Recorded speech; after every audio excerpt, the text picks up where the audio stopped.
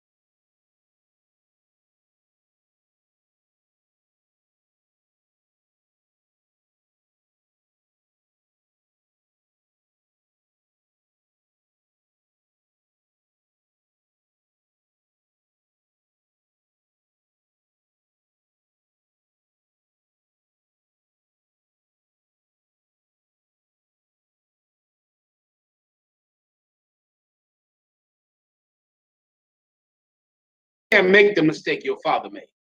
Everybody understands? That's the point for the brother to ask the question, all right? Anything else? Give me a time check, someone, all right?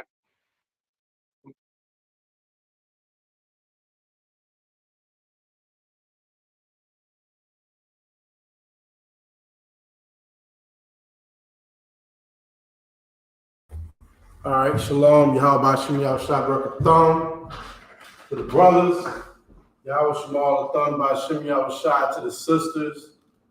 All right, but go ahead and get it going. right now. ISUPK, Israelite School of Universal and Practical Knowledge, started out of 1 West 125th Street, Harlem, New York, under commanding General Yohana. Okay, we are not affiliated with any other Hebrew Israelite groups.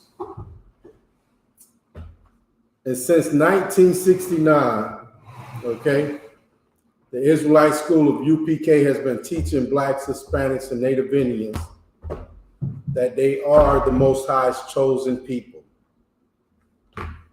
Who knew? That's a surprise to me. Like when I first heard it, I was like, wow, okay?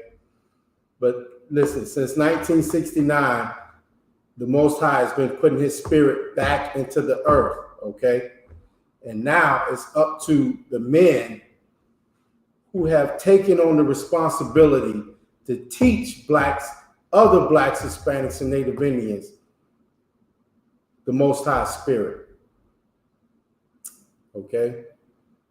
Brothers are coming in every day and getting strong, girding themselves up, and teaching other brothers and sisters the truth of our heritage, the truth of who Black people are. Hispanic, so-called Hispanic people, so-called Native Indian. Who are we? We just thought we was, niggas, wetbacks, savage Native Indians. Who knew that we were God's chosen people?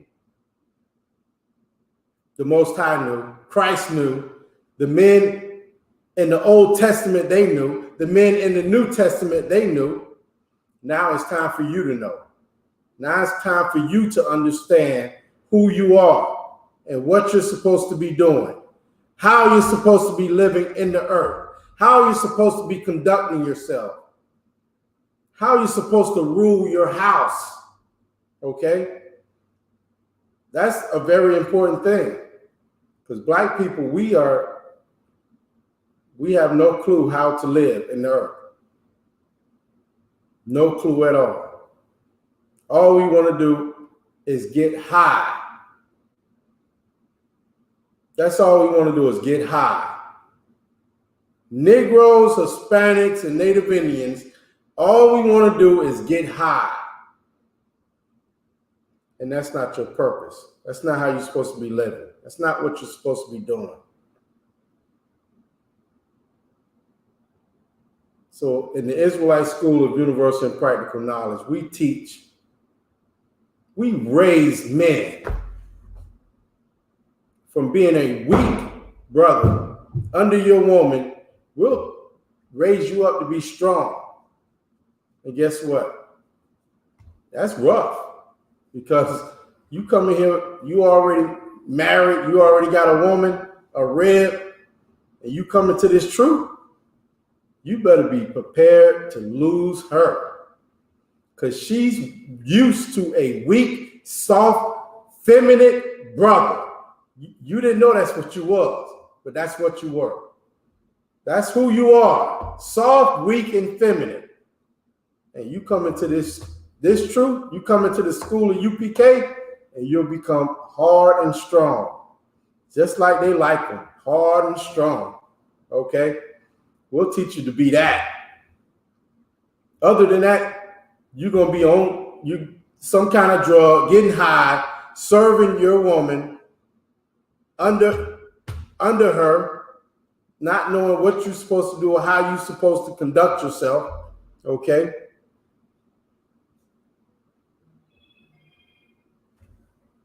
So listen, this is the Florida, ISUPK Florida scripture breakdown class. Everybody in Florida should be in this class right now with a question. Okay, you should be in this class with a question, some kind of concern. Even if it's not a question, it could just be a comment. This is what I see. This is what this is what it is. You come into this school, you should be here. You should always be, God, this is what I see. And you should be concerned about your people. There's not a day goes by that I'm not concerned about my people, what I see them doing and how they living, what they're going through, how they're behaving. It troubles me every day to see my people the way they are. Besides the brothers and sisters in this school, it troubles me. It hurts me. It concerns me. And I have to try to figure out a way to wake them up. I got to try to figure out a way to make them understand who they are.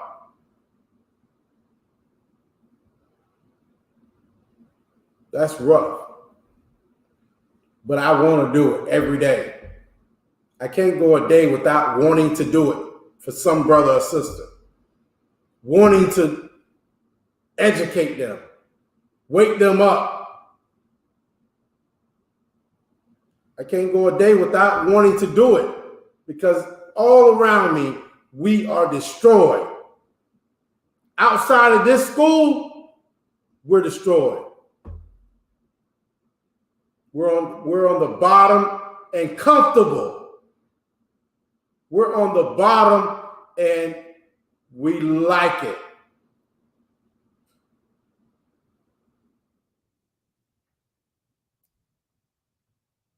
It vexes me every day to see my brothers and sisters live the way they live and think that it's normal.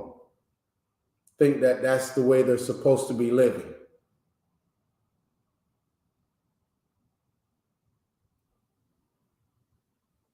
So I got to try to figure out a way to go out here and do what I've been commissioned, the job, to go do the job that I took on. I voluntarily took on the job to wake up the lost 12 tribes. I voluntarily said, I want to do this. And did not realize how hard it was going to be. I thought all I had to do was just tell somebody, and they don't want to hear it. They just want to continue. Women, our sisters, just want to continue to be whores and go from man to man, get as much, and get money and weed or whatever to fulfill their own lust and desires. And our men, forget about it.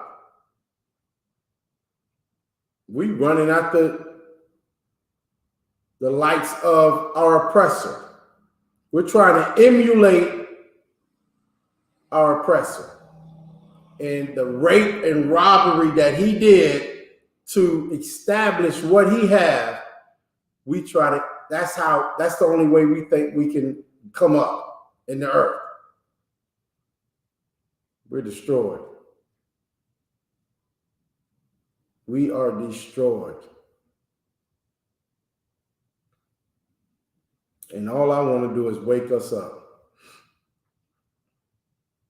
Wake up Blacks, Hispanics, and Native Indians.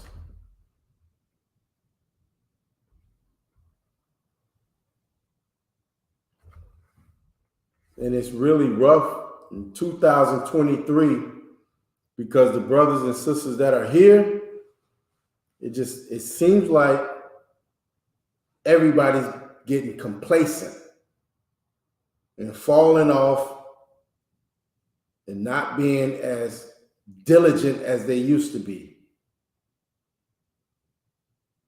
Everything is getting really rough right now, 2023. And I implore brothers and sisters to stay strong in this truth. If you're already in this truth, stay strong. Keep your zeal. Keep serving the Most High. Okay?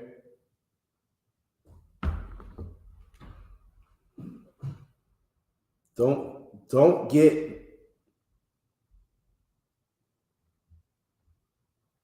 get lukewarm. Officer Gazak, Shalom, Yahweh Hashem Yahshab, Barakatah, sir. Shaya'ah, Yahawada, Shalom, Yahweh Hashem Yahweh Shah, Barakatah. Okay. Officer Yawasa, Shalom, Yahweh Hashem Yahweh Shah, Barakatah. Princess Ra'ayaha, Shalom, Yahweh Shemal Atah, Hashem Yahweh Shah. Trooper Masha, Shalom, Yahweh Hashem Yahweh Shah, Barakatah. Bruni, Shalom, Yahweh Shemal Atah, Hashem Yahweh Shah. Warrior Razan, Shalom, Yahweh Hashem Yahweh Shah, Barakatah. If y'all troopers can, go ahead and jump in, hit the live link, okay? So we can go ahead and read and answer any questions that may come up, okay? I need some brothers to read for me, so if you could hit the live link. Let's go ahead and get it in. I don't see no questions. Okay. So I'm going to just tell y'all what's on my mind, how I feel. Okay.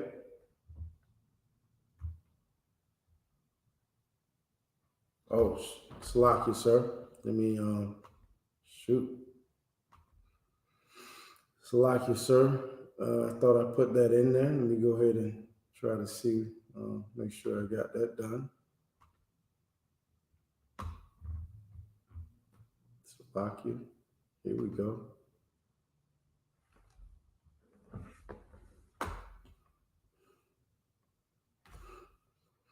Okay, so I just put the link in to jump into the chat.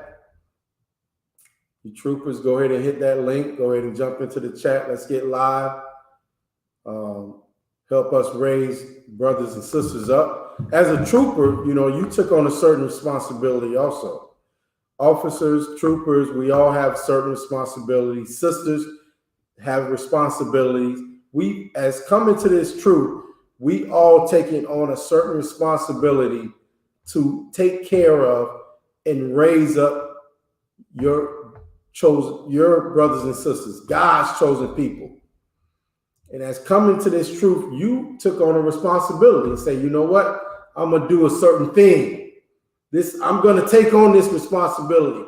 I'm going to do this certain thing. I'm going to do my part to raise up the 12 tribes of Israel. Okay? And that's the truth. That's it. We all, as being in this school, we all have a certain responsibility that we took on. Okay? Shalom, sir. Yahweh Shem Yahshua Barakatah. Hey, Yahweh Shem Yahshua Barakatah. What's going on? Ain't nothing, sir. Just trying to.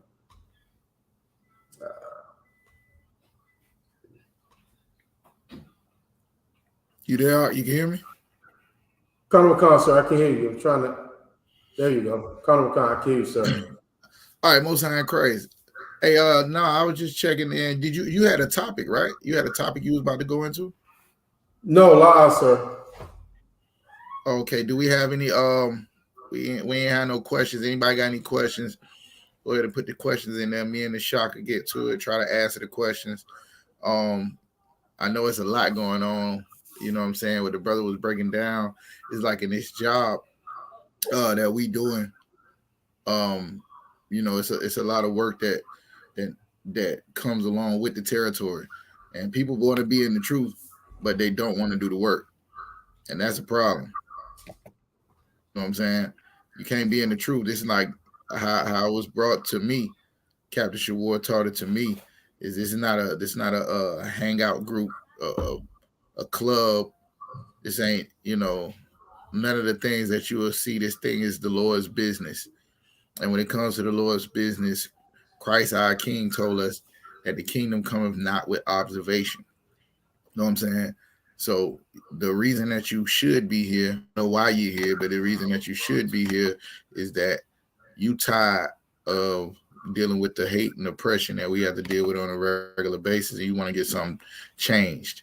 You understand? So, what we're gonna do, in the shop is right now, any of the brothers that you called, I think you started all the way from, the first troop I seen in here, Trooper Halak, Shaya, we got Yawasop, Officer Yawasop in here. We got sisters, we got, what I'm saying, people in here. But the order, Shalom Magazar, Razan, whole nine, what we're gonna try to do is try to figure out what's the purpose. So since I'll tell you like this, I don't know if you ever went through this in the shop, but when I was in first got into school, I come to class. I used to call Captain Shawar every Sunday at 11 o'clock, right? I would call him because that was the only day I had off. And I would he would ask me if I had any questions. If I didn't have any questions, what you think was gonna happen next? It would get shut down. Huh? It would get shut down. So he would ask you questions. He gonna ask me questions. Right. Boy, y'all don't have no questions in this chat. Then that makes me think y'all know everything it is to know about this Bible. You know what I'm saying? No, Magazar, don't save them. No, they know the Bible. You know what I'm saying? You start asking y'all questions. All right, so anybody, real quick, I'll get to your question, Magazar, in a second. But anybody, real quick, want to tell me what are we doing this for? What's the purpose? Why are we so-called in the truth? Why we ain't celebrating Martin Luther King Day, or I don't know what niggas in the world do. They put ribs on the grill or whatever they do. Why we ain't out doing what everybody else doing? Why are we here in this class? What are y'all here for? What do you want to learn? What is something that you need help with? What is a scripture in the Bible that you don't necessarily understand? What is something that you heard people say that you don't know if it's in the Bible or not?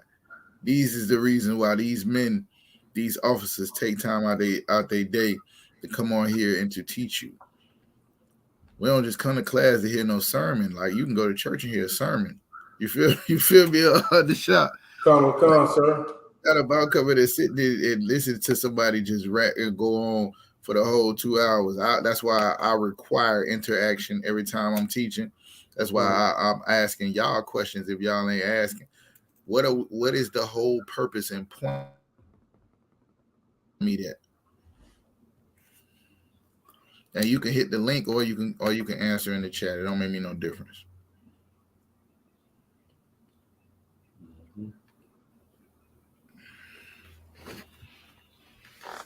I'll wait. if I may, sir, while we're waiting.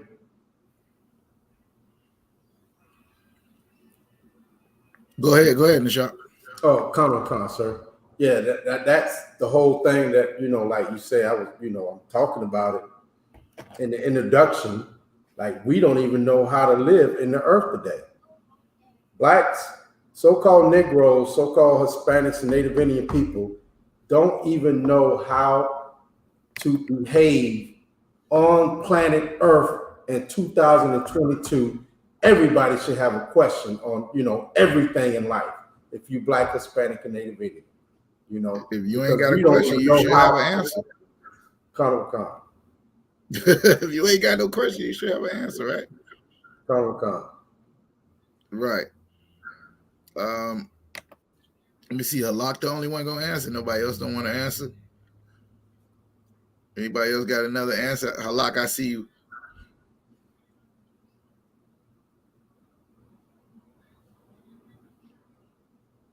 You see how patient you got to be to answer people question, but you ask them a question, they won't answer your question. You see that? You see that in the shop?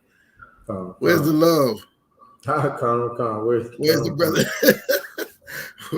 Work with me, not against me. All right, so the brother said to provoke the Most High to come back and get us up out of this hell. That's a good answer right there. And that's part of it. That is part of it. That's the overall, I guess, goal. The thing is, Shaya say Halak took his answer. Hey, all right, but there was other answers that could have been right too. You know what I'm saying? There was other answers that could have been put right. Let me get let me get Jeremiah. Nobody came on either to read either, huh? Nah, sir. No troopers, no young officers want to jump in, tap in, and read. Come on in, man. We family. Come. we family. We should all be see every face.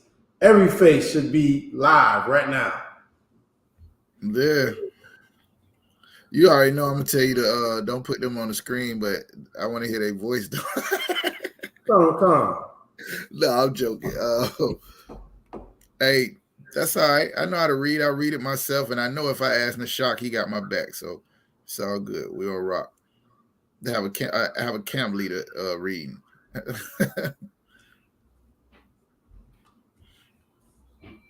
Let me see here. Let me get to it. Jeremiah chapter 23. Let's walk it down a little bit tonight. Brother that laid out the whole premise. Give me verse 1. You can read it for me. One of them brothers gonna pop up in a minute. Come, sir. I got it. The book of Jeremiah, chapter 23 and verse 1. Woe be unto the pastors that destroy and scatter the sheep of my pasture. All right, so y'all know this is a common bedrock scripture in the UPK, right? Woe be unto the pastors. Anybody that's been in any class knows what that word woe means. All right, what's that word woe mean? Put it in the chat. If y'all won't come up, I'm gonna keep asking y'all. Put it in the chat. Hey, shalom, Trooper Canuck.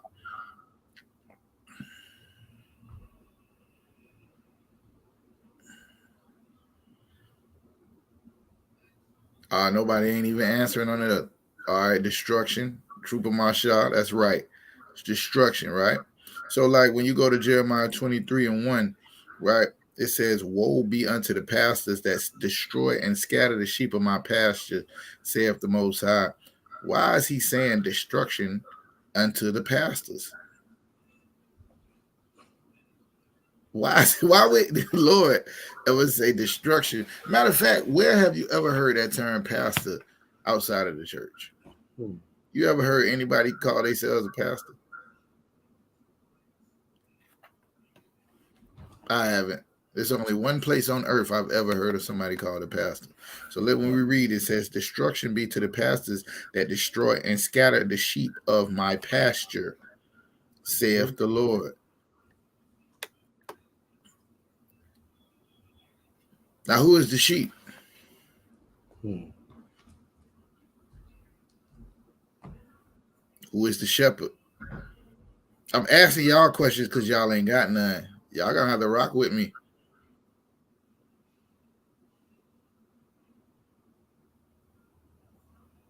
All right, nobody. All right, go ahead and keep reading. Come, sir. Jeremiah chapter 23 and verse 2. Therefore, thus saith the Most High Power of Israel against the pastors that feed my people. Ye have scattered my flock and driven them away, and have not visited them. Right. Behold, I will visit upon you the evil of your doing, said it the Most High. All right, so in Jeremiah chapter 23, we've already established that he's talking about pastors, right? Somebody want to give me the definition of the pastors, because he said they destroy and scatter the sheep of my pasture. I asked, who is the sheep? The sheep. I got two answers. The sheep is the people. The shepherd is the pastor. The sheep is Israel, right? With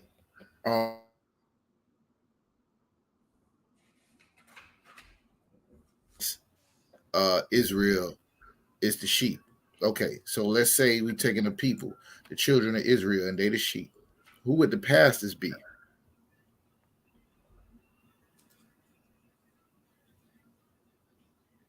Magazar, this ain't say nothing about no shepherd nowhere in there. Where you get the shepherd from?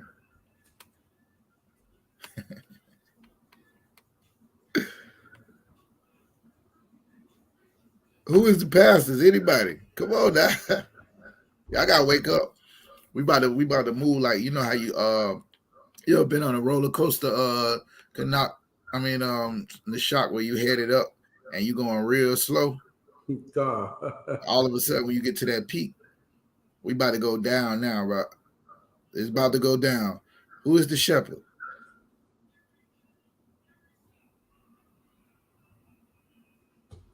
If I could, sir. Hold on, no, I'm waiting on the chat. You here with me? You here with me? Or unless you wanted to comment on something, don't answer the question. Go ahead. Yes, sir. Not loud, sir. Come. Oh, you wanted to answer the question? Let me repeat the question. Maybe I missed it. If the shepherd is the people, Israel.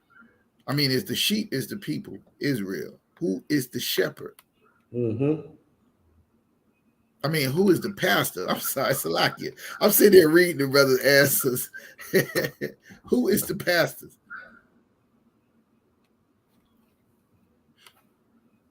All right, nobody want to get involved. Go ahead, Nishak.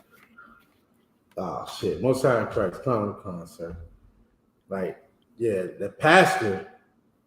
He's shit. If I may, sir, like he's supposed to be the leader. Like that's the word I was looking for. Come. That's the word I was looking for. The leader, someone who leads the sheep. Come. The pastors are the ones who lead the sheep. They follow them. You would call them the shepherds, right? They would be the shepherds.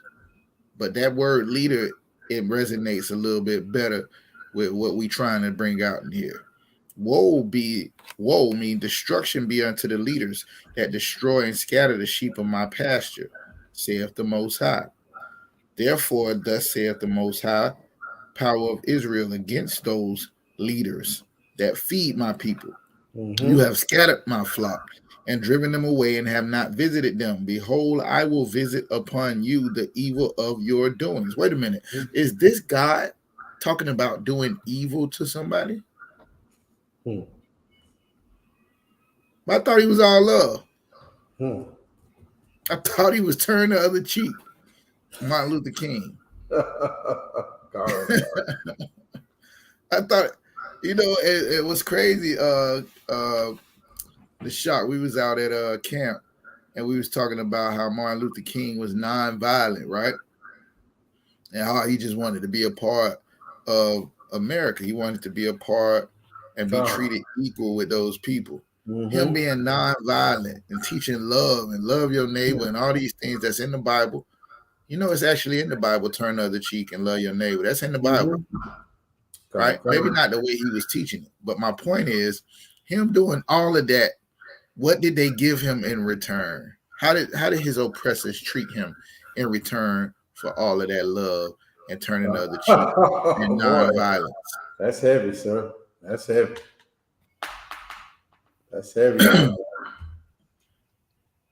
Right? Yeah. They go ahead. Like for him, if I may, I'm gonna try to. You say turn the other cheek, and if you're not dealing with your brothers and sisters, turn the other cheek is going to get you murdered. Turn the other cheek is going to get you killed. Turn the other cheek is going to get you shot in the head or however he was assassinated. Trying to assimilate, trying to do whatever you can just to be part of another family instead of trying to lead your family. Come. Right.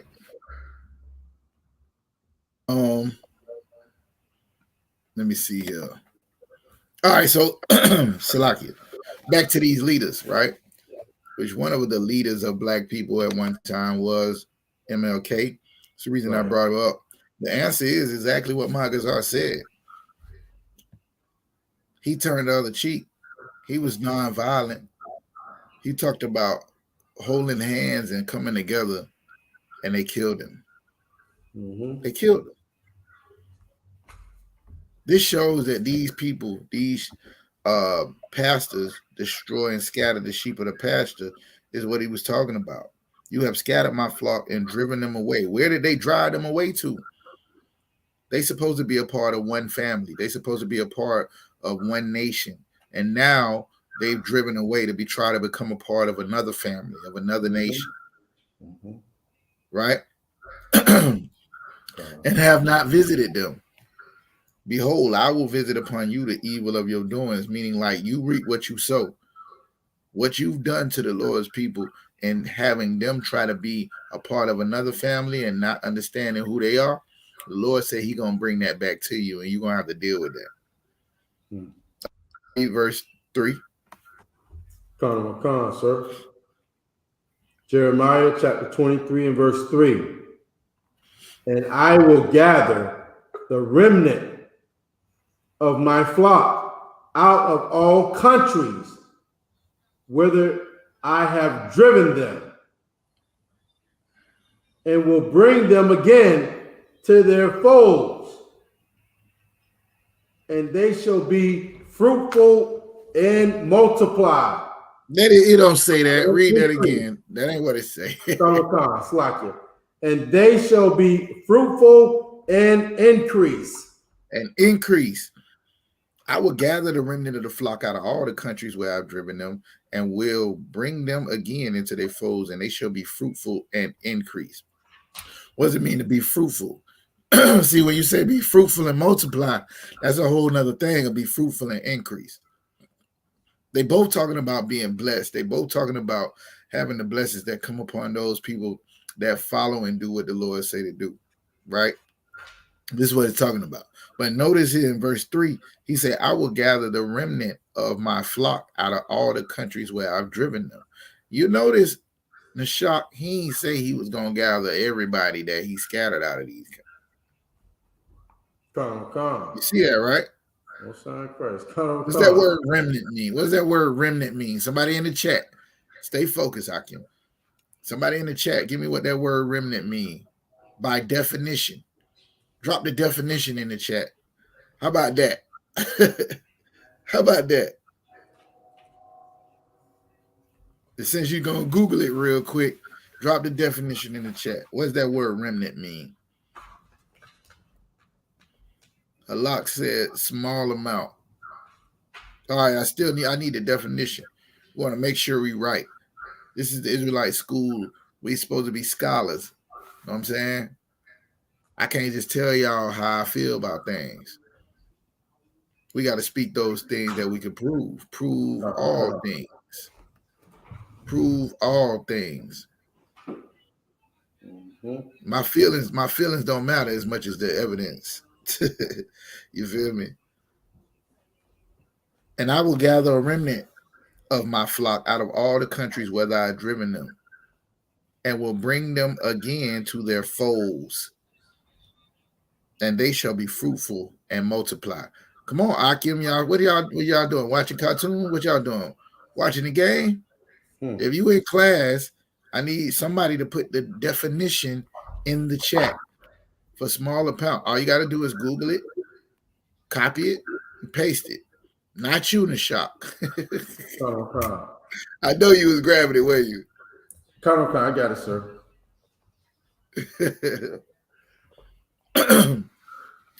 Y'all come to learn, or y'all just came to hear a sermon? Y'all want to preach? Oh, this thing will be lit. This thing will be lit. The shock if I was hot. And you're going to get double for your trouble. Huh? He's going to bless you. Yeah, just tell them they're going to be blessed. Yeah. Man, it's a lot of men that do a lot of that way better than I do. But this right here is kind of important though, because the Lord is talking about visiting people, visiting upon you the evil of your doings to these to these leaders, blacks, Latinos, and Native American Indians. Mm-hmm. And he's also talking about bringing some people out of it, and them being fruitful and increasing. That's crazy, right? While one people is getting the evil return to them for their doings, another people is being brought out and now it's fruitful and increase. Mm-hmm. What that means? What that means is that the same thing ain't for everybody. There are some people that are what they would call elect, meaning you are elected, and then there's other people that are not elected. Mm-hmm. There you go, Kanak. I was just about to drop it myself. I went and got it. Know what I'm saying? Just about to drop it myself. A small remaining quantity of something, meaning not the whole thing. So guess what? All Israel ain't gonna be saved. All Israel that is saved is Israel, but all Israel ain't Israel. So when it say all Israel gonna be saved, is it talking about the wicked ones? Is it talking about those that don't follow your house shot when it say all Israel gonna be saved? Don't the Bible do say all Israel gonna be saved, right? In the shop. Come. So that's the drug dealer, the hoe. That's everybody, right? Come. That's what that means. At the end, sir. Words when you read. You gotta pay attention to words when you read. Where we at, right? In Jeremiah 23, some people, especially the leaders, the Lord said He gonna visit upon them the evil of their doings. The other people, the remnant that's in the flock, He said He gonna bring them back into the folds, and they shall be fruitful and increase. Y'all see the difference, right? Come. Y'all see the difference. Okay, read verse 4. Come, sir. Jeremiah chapter 23 and verse 4. And I will set up shepherds over them, which shall feed them, and shall fear no more, nor be dismayed, neither shall they be lacking. All right, y'all see that? And I will set up shepherds over them, which shall feed them, and they shall fear no more, nor be dismayed, neither shall they be lacking, saith the Most High. Now, when He's talking about feeding them, what does He talk about? Getting them a hot plate, buying them something to eat, getting them a 4 for 4. I'm gonna send some people that's gonna get you a 4 for 4 in the shop. I'm gonna see you some, you know what I'm saying? That's what He talking about.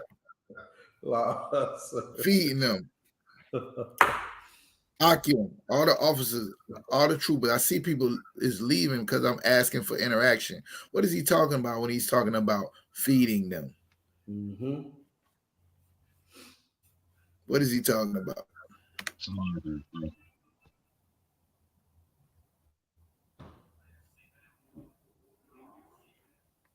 Is that Trooper Shaya?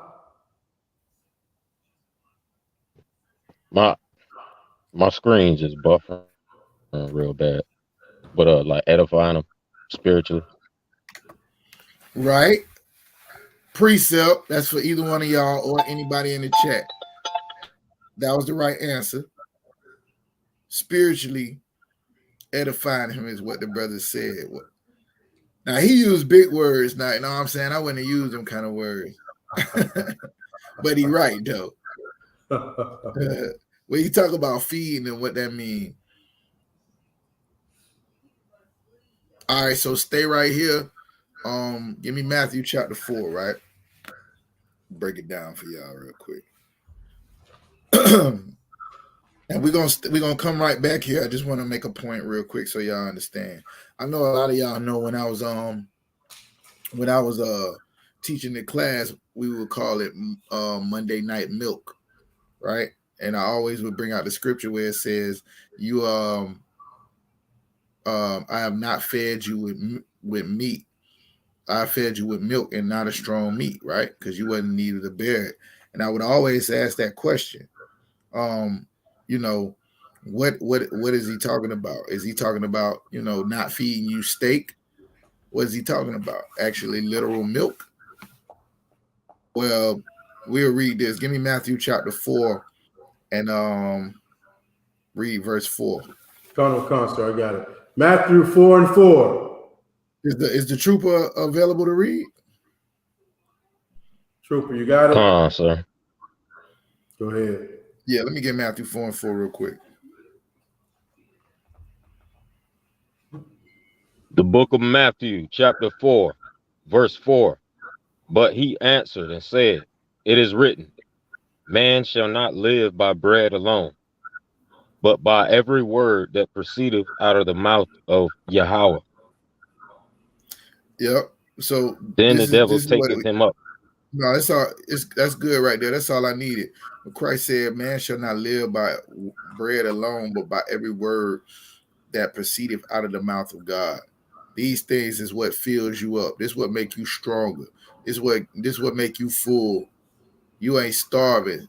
In scriptures say, just as babies starve for the sincere milk, you should be starving for the sincere milk of the word. I'm paraphrasing, right? These things are life to you.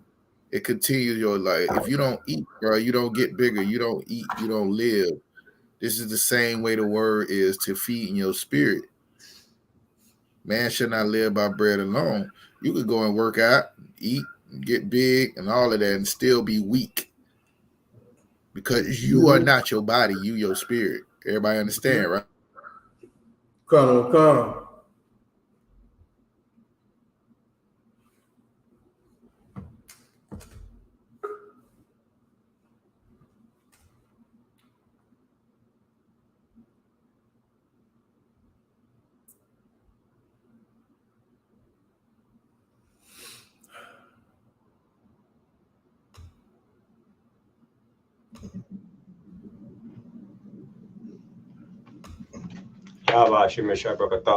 Shalom, Yahweh Shem Yahshabrakatah. I think Officer Gazak. Shalom, Yahweh Shem Yahshabrakatah. Put your you might got two screens up, so make sure you only got one screen up so you're not getting that echo. Okay. Officer Gazak, he's probably having technical difficulties. Okay. But I'll go ahead and pick up where he left off until he jumped back in. Okay. So this feeding, okay, where we was at, Jeremiah. Let's go to Jeremiah 23:4. Okay, let's read that again.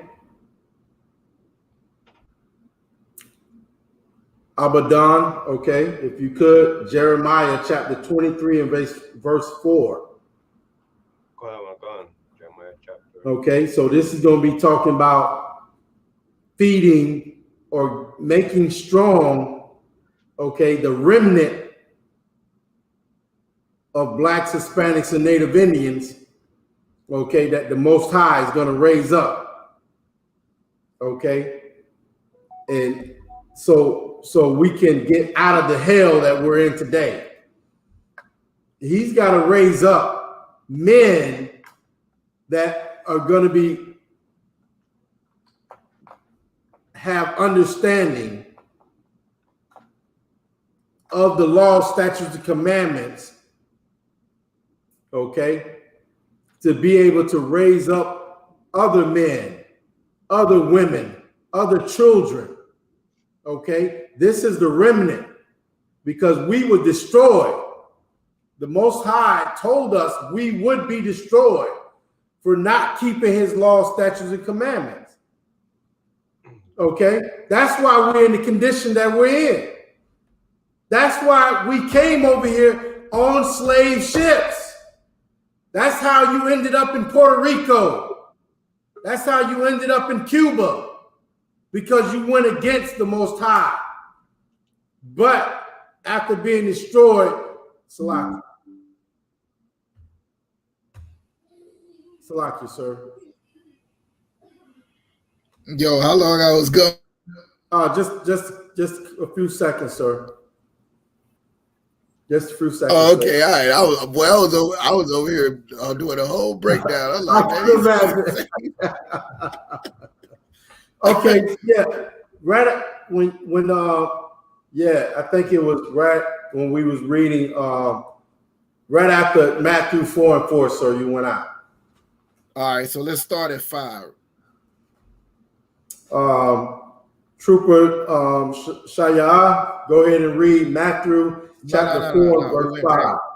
No, I did a whole little thing. So y'all hear that about the meat and all of that. Y'all heard all of that, right? About the meat, sir? Yeah. When I went back to Jeremiah 23 and it said I was going to set up shepherds, was y'all there? Did y'all hear any of that? La, sir. La. All right, so when you go back to Jeremiah chapter 23 and you go to verse 4, it says, "And I will set up shepherds over thee, which shall feed them, and they shall fear no more, nor be dismayed, nor shall they be lacking, saith the Most High." Y'all with me? Come.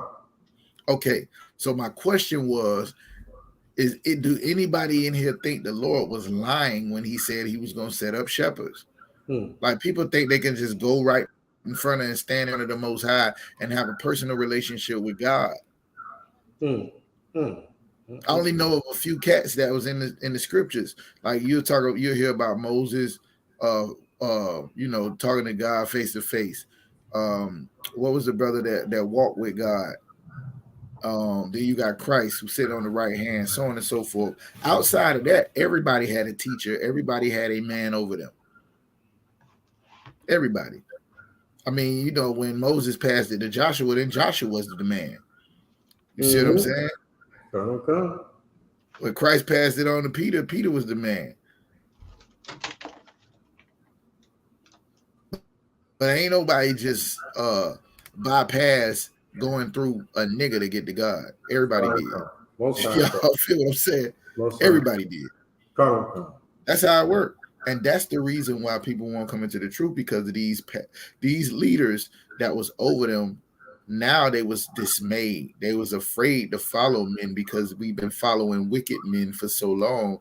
Now, when you see a righteous man, you don't know what he looked like. You think he got a suit on. You know what I'm saying? You think he got a lot of money. It ain't always work like that. So when which shall feed them, he not talking about giving you a plate of food. He's not talking about buying you something to eat. He's talking about instilling you those laws, statutes, and commandments that you're gonna need. You can eat all you want to and do push-ups and pump iron and do whatever you're gonna do. But at the end of the day, you could be big in your body and still weak, because you are not your body, you your spirit.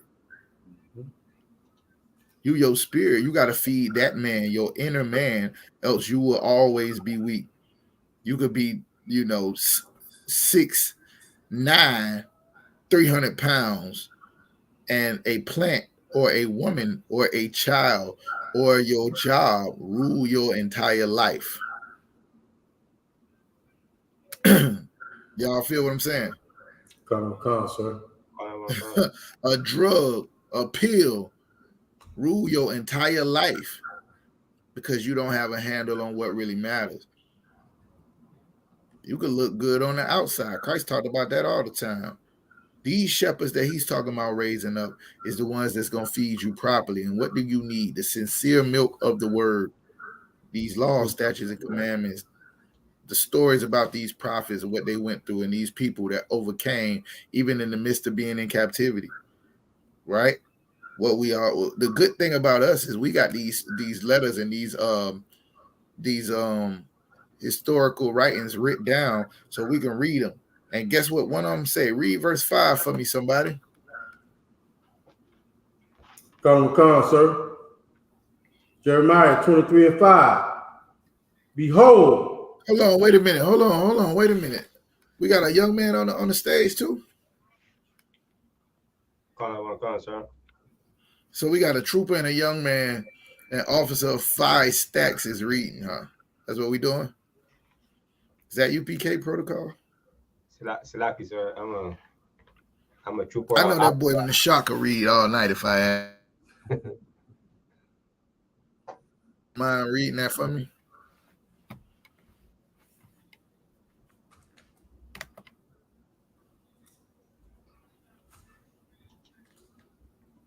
Like Shayal said, he got an issue. Am I on? Am I still on?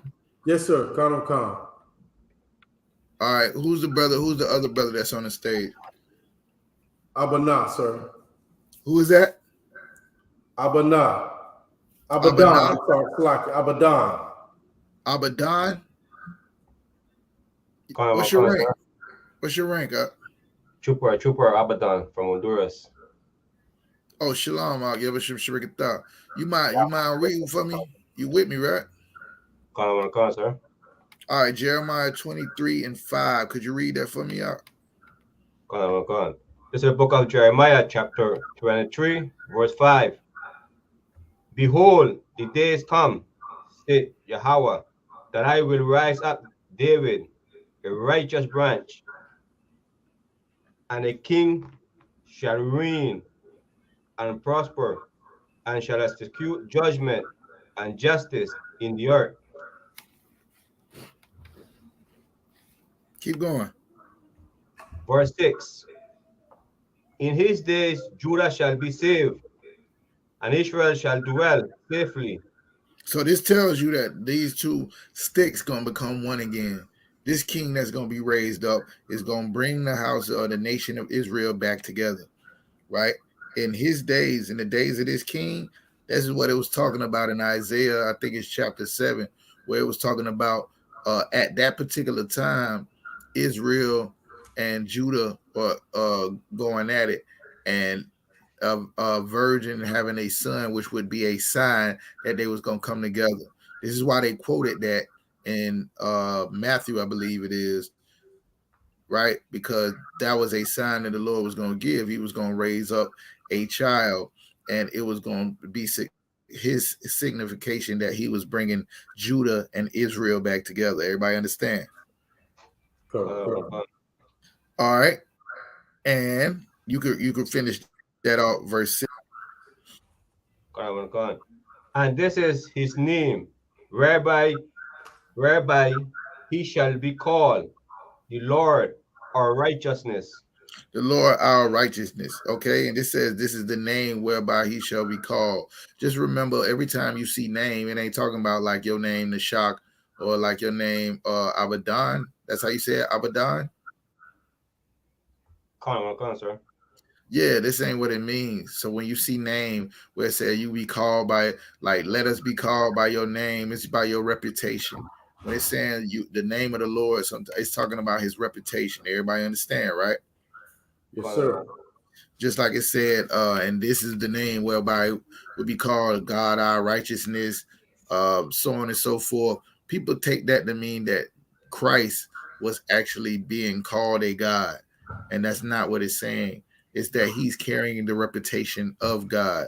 Just like if your woman is called by your name, she's carrying your reputation. Everybody understand? Come.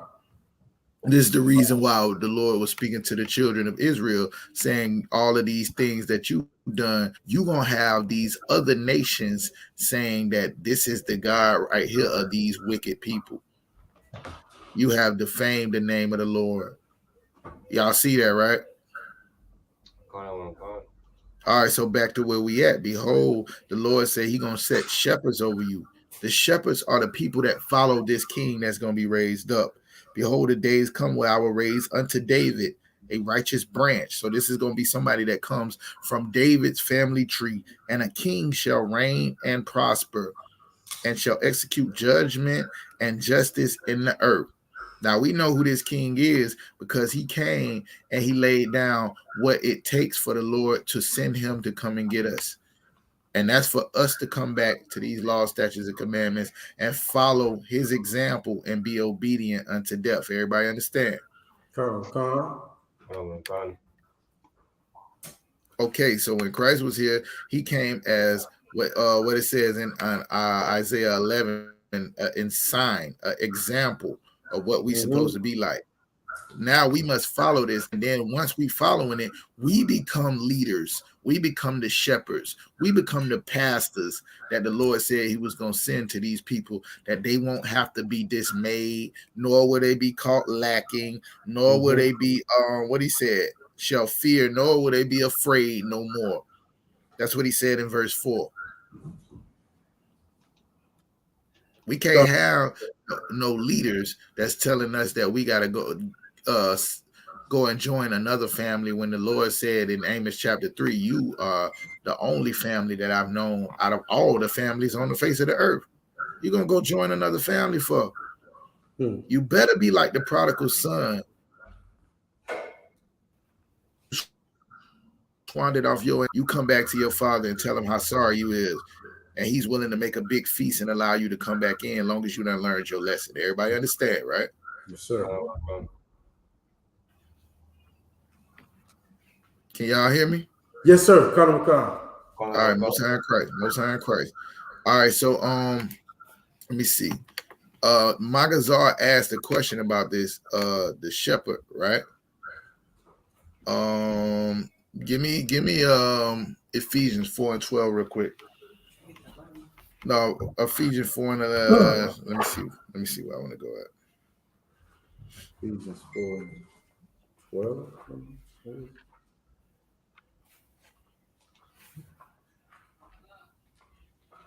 Ephesians chapter 4 and let's say verse.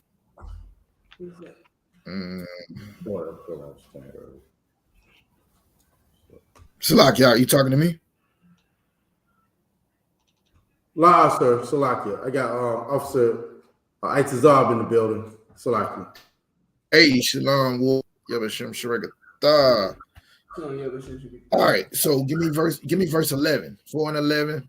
I don't know if the trooper can read or the other trooper. Shaya, is Shaya still on the stage? La, sir. All right, he fell off. Abadan still here? Sir. My man. Itazar, can you read for me? Yes. All right, you sound real low. I don't know if you can get closer or whatever, but we looking at Ephesians chapter 4, verse 12.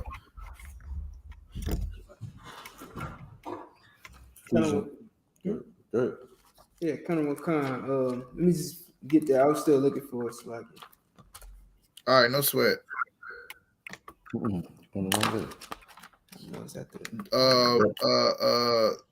Michelle, what you think I'm talking about right now?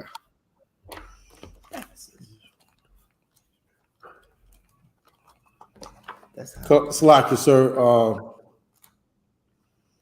This is the remnant. What you're now, saying? Don't forget the text that we just came from. In Jeremiah 23:1, woe to the pastors, I'll raise up shepherds. What are we talking about? Oh, okay. He's in Jeremiah 23:1. He's talking about UPK. If I may, like today, he's gonna raise up. If you an officer, captain, general in the UPK, this is who the Most High is going to raise up to lead Blacks, Hispanics, and Native American people. My point in bringing this out, right, And the reason why I went through all that, everybody talking about a personal relationship, is people is trying to get around the shepherds. Right. To build their own relationship with the Most High. Yes, sir. Yes, Nobody want to follow the shepherds that the Lord sent. Right. This is what you was talking about. You thought it'd be easy. All you gotta do is tell them the truth, and they gonna follow, right? Come. It's the same people the Lord called hard-headed, stiff-necked, wicked. He called them all this, right? Oh, you think they changed? Sir. There's only one way they'll change, and that's with the Holy Spirit.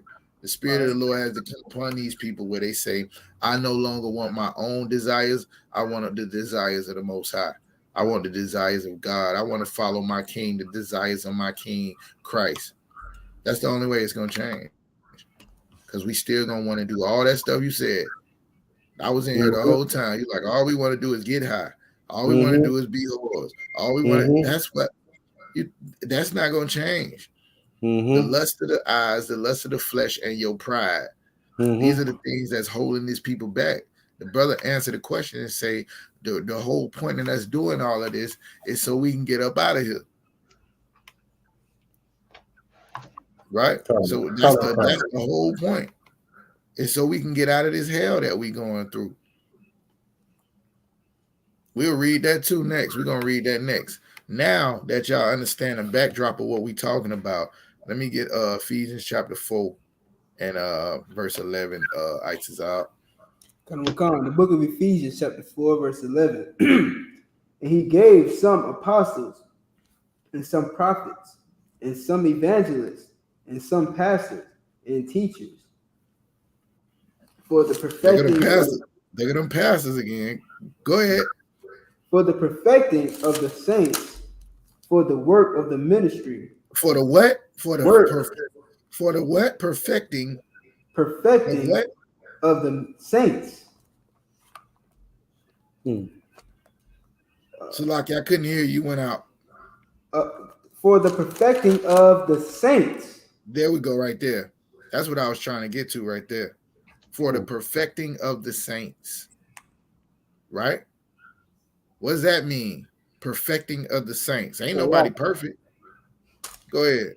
So like if I may, I know that a saint is someone who was a sinner and repented and started to keep the law, statutes, and commandments.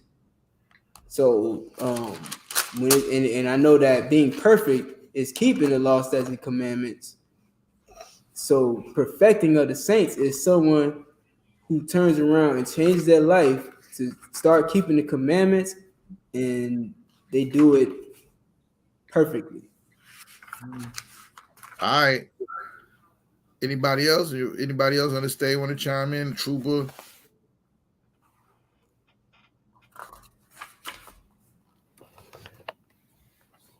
Yo, my internet acting crazy. Y'all heard me? Come here. All right, no sweat. So what we talking about here is that the Lord gave all of these different stats. Y'all want to look some of them up? Y'all got a Bible dictionary? Come, I got it. I got one. All right, so let's go with what he said. What verse we was at? Let me see. Apostles, prophets, evangelists. Hey, I don't know why every time I hear evangelists, I think of a woman. Could that be the Church of God in Christ that got me thinking that? Yes, it is. If I may, I always think about the white guys who be hey, but here's the thing, asking for money on church on the TV. Here's the funny evangelists. They be asking for money. That's the funny part about it. I don't think that's the Church of God in Christ, because they don't let women teach in the church. What? Wait, say that again, sir. Hello? Yeah, I'm saying it's one of them churches out. Salaki, say it again, sir. You cut out. Oh man, I said nah. I said I don't think it was the Church of God in Christ, because they don't let women teach in the church. Well, they didn't a long time ago when I was off in there. But it's one of them churches, because every time I hear evangelists, I never think of a man. Matter of fact, let's get that in the Zondervan Bible Dictionary. Let's see what an evangelist is. Salaki, sir. if I could, if I could, go right ahead. if I could give you a little piece of my history. Yeah, go right ahead. I definitely grew up in a Kojic church. It's Church of God in Christ, and nigga, it wasn't nothing but women preachers in there. Like the pastor, the head of the church was a man, and his son, second in command basically. But other than that, my aunt was like the number one. She was like head of the Sunshine Band, what they called it.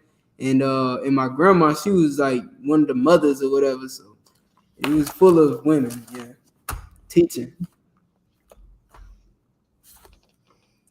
Colonel, sir, I got evangelist. He froze. Oh shit. Yeah. He got terrible internet. His internet must be Chinese.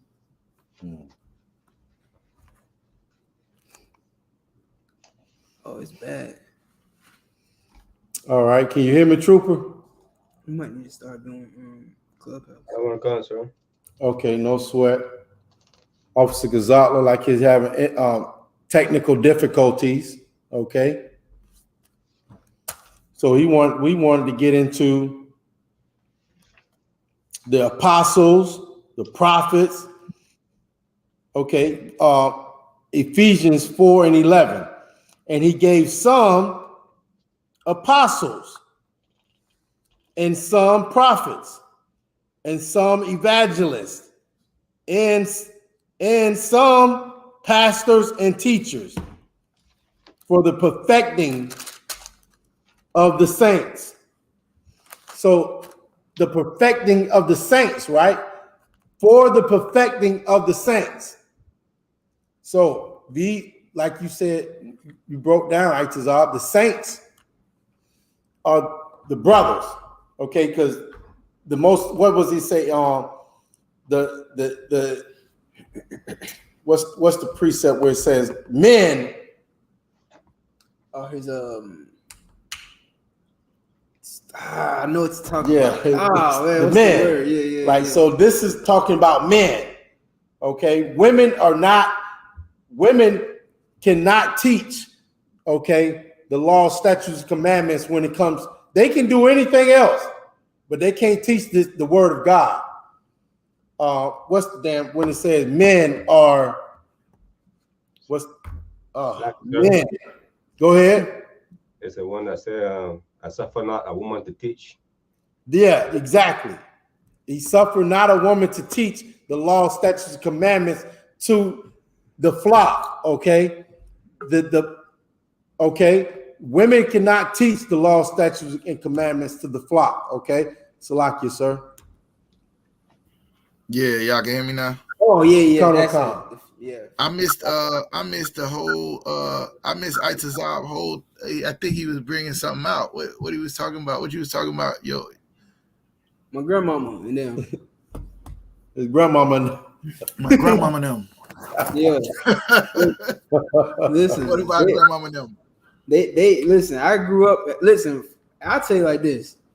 From the time my first memory is in the Church of God in Christ. My very first memory is in the Church of God in Christ, and in that church, man, like my aunt, she's the head of the Sunshine Band. My grandma, before she died, she was like the lead mother or something like that, but there was a male pastor, you know what I'm saying? The pastor was a man, and his son was like his second in command, but it was full of women. The whole congregation was just women teaching. And then you had a bunch of soft men up in there, and they homosexual child. They homosexual children. They alternative lifestyle children who they were training to be female pastors. They training the effeminate sons of the church members to be female pastors. Wow. And I'm not joking. This is not a joke. This is I understand. Most of them was in the choir, right? Most of their sons were in the choir. Mm-hmm. Yeah, I know exactly what you're talking about. So I'm there with you. I just remember them being mothers and first ladies, and always having a homosexual son or something like that. But I don't never really remember them. Like I know it's some women that had their own churches. They broke off from that organization because they wanted to do their own thing, and that's what I remember about it. That they had a problem with it.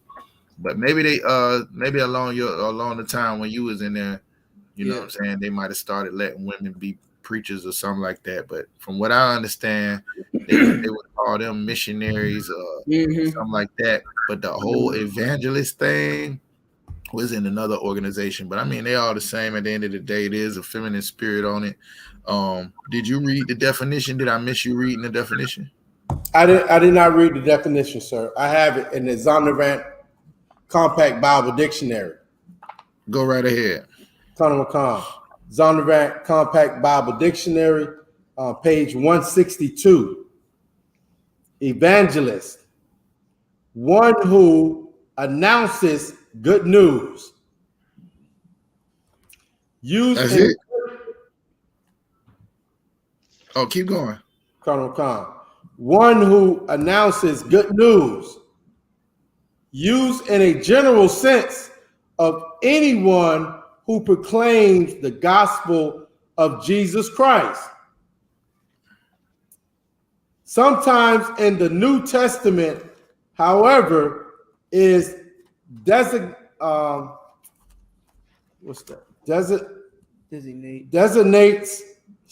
it designates a particular class of ministry, as in Ephesians 4:11.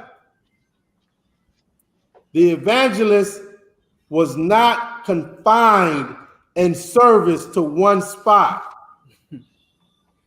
but moved about in different locations, preaching the good news concerning Jesus Christ to those who had not heard the message before. Apostles. Man, don't tell me I went out again. No, you good. All right, go ahead, because the shock's breaking up on my end. Like you, sir. Evangelist, one who announces good news. No, I heard all that. Okay. What's the last part I heard was where he said he moves about. Okay, Colonel Khan. Yeah, he moved about in different localities preaching the good news. That's the last thing I heard. Colonel Khan, preaching the good news concerning Jesus Christ to those who had not heard the message before. I think that's it, sir. He went out again. All right, so can y'all hear me? Am I breaking up when I'm talking? No, I hear you now, sir. All right, cool. So the evangelist was basically, it says in my dictionary, I got a Zondervan Bible dictionary. It's not the compact though. It says apostles did the work of an evangelist. He was the one that started the church, right? He built up the church, and then the pastors would come in and teach. Is that what y'all got out of it? Colonel Khan, sir. So I mean, we could technically say that would be Paul. He founded the church, and then he put people in place. Why in the world do we think of women? Golly. What else he said he gave them? He said he gave some apostles. He said some prophets. I don't think of women when I hear the word prophet, because they say prophetess, evangelists, some pastors, and some teachers. But whole point is, and why we came here, is the Lord put these people in place for the perfecting of the saints. Right. For the perfecting of the saints. Remember, Christ said, "Be ye perfect as the Lord your God is perfect." That don't mean you don't make no mistakes. That don't mean you ain't trip over something or fall and stub your toe or did something the wrong way or went the wrong way or miss your exit. That ain't what it means being perfect. What that means is to strive to be obedient to the Most High in every aspect of your life. Keep the law, statutes, and commandments, to not break it, to not go against God, to do everything that He would like for you to do. Remember, Christ was getting ready to die, and he was praying to the Most High, like, I don't want to do this. I really don't. I really don't want to do this. Nevertheless, not my will, but yours. Right? Some niggas really don't want to stop eating pork. Don't really want to stop getting high. Don't really want to stop dealing with whores. They don't want to stop selling drugs. They don't want to stop doing nothing. But in order to be perfect, you're going to have to stop doing what you want to do and start doing what the Most High wants you to do. Now, how are you going to do that without somebody teaching you? There's a scripture. How can they learn without a teacher? Right. How are you going to do that with nobody to hold you accountable? Out here in the world, you can do whatever you want to do, and nobody's going to stop you. You could destroy your life. You could smoke away every possession you got. You could destroy every relationship you ever had and never have nobody that's going to be down with you for the rest of your life. You could do everything in this world. You can fly. But if you want to live the life that the Lord has planned for you, then you will have to become perfect, because that's what our King Yahushua told us to do. Everybody understand? Now, he sent these people, apostles, prophets, evangelists. Evangelists are people who go around and start schools. He started school, and then he might get it up and running, and he moved. We would call that a captain in the UPK, right? You see how Captain Soccer War, he was in Philly. He was already a cap. He go out to Memphis and start a school out there. You know what I'm saying? There was no schools in Florida. Shawar Yala starts it as a whole state. Now we have a school, you know what I'm saying, in Jacksonville, Orlando, Tampa, West Palm. We moving to Miami. We're going to get one in Fort Myers. We're going to be in Tallahassee, so on and so forth. We in Daytona. Y'all get it, right? Right. And then you have somebody with over it. So that would be what we would consider to be that evangelist in the school. Somebody who starts or builds the school and then puts somebody in place to teach. Slacky, sir. But, yeah, go ahead. You also got missionaries, which is kind of the same thing. Yeah, that's General Muhammad. Mm-hmm. He go around to all these different schools and teach. Yep. Okay. I'm in Houston one day. I'm in New York this weekend. I'm in Philly on Mondays. I'm in New York on Thursdays. I'm coming to Florida next week. I'm going to Virginia. This week I'm going to Canada. Those are people that move around and teach. Right? All right. You got missionaries, you got pastors. Those are teachers based on what it said in the Zondervan Bible Dictionary. Those are the people that lead the school. That would be your camp leaders. Right? The Lord said he was going to send you some shepherds that you will need. My point is, this is for the whole, these people got a purpose. It's for the perfecting of the saints, for the work of the ministry, for the edifying of the body of Christ. You can't act like you can do this without niggas. That's my point. Right. You need niggas. The Lord put these niggas in place. And I'm saying it like that on purpose. The Lord put these niggas in place. Sisters don't want to follow no men. Men don't want to follow men. But the Lord put them in place. And let me show you how you're supposed to deal with these men. I'm going to give a couple of scriptures, right? Give me Psalms 37. Where I said I was going to go to earlier. I think you had pulled something. Somebody pulled something. I said I wanted to hit that. Oh man. If y'all remember, let me know. Somebody in the chat who paying attention, who writing stuff down. I had asked a question. I know you had brought up Acts where it says like when the brother was reading the Bible and didn't know what he was reading, and he said, "How can I learn unless someone teach me?" Oh, okay, yeah, we could do that. We could do that too. That's the Ethiopian Yeah, I think that's what that is. Y'all can go ahead and grab that. That's Acts 8 and 31. Psalms 37 and 37. Show y'all how you deal with these people. Con, sir, I got it. The book of Psalms, chapter 37 and verse 37. Hey, the trooper's still on? Come on, sir. Go ahead, trooper. Psalms 37 and 37. Salakia, sir. Okay, he paused. Salakia, I was in Kazak. Yeah. Okay. You want me to put our faces small on the side of you? Mm-mm. I don't mind either way. I was saying, is the trooper still? Yeah, I don't know who's in the class. Is the trooper still on stage? Come on, sir. Still there. Hey, you mind reading that for me, warrior? Come on. Psalms 37, verse 37.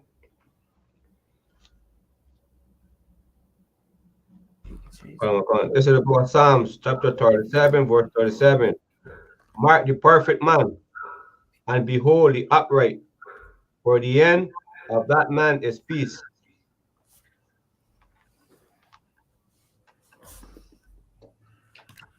Yeah, I don't know if my joint is messing up, but it's breaking up. I heard the brother reading it. If y'all can hear me, it say Mark the perfect man. What does it mean by Mark the perfect man? What does that mean? Salakia, like Go ahead. like choose him, like pick him out. Y'all see that word perfect again, right? Oh, Khan. Mark the perfect man. What that mean? What do you say it mean? One more time, Itazar. Like basically like point him out. Like that's him right there. Yeah, Find him.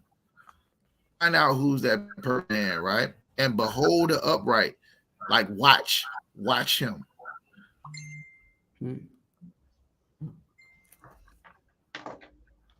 That's they say that today in that California. Man is peace. Oh, I guess he's breaking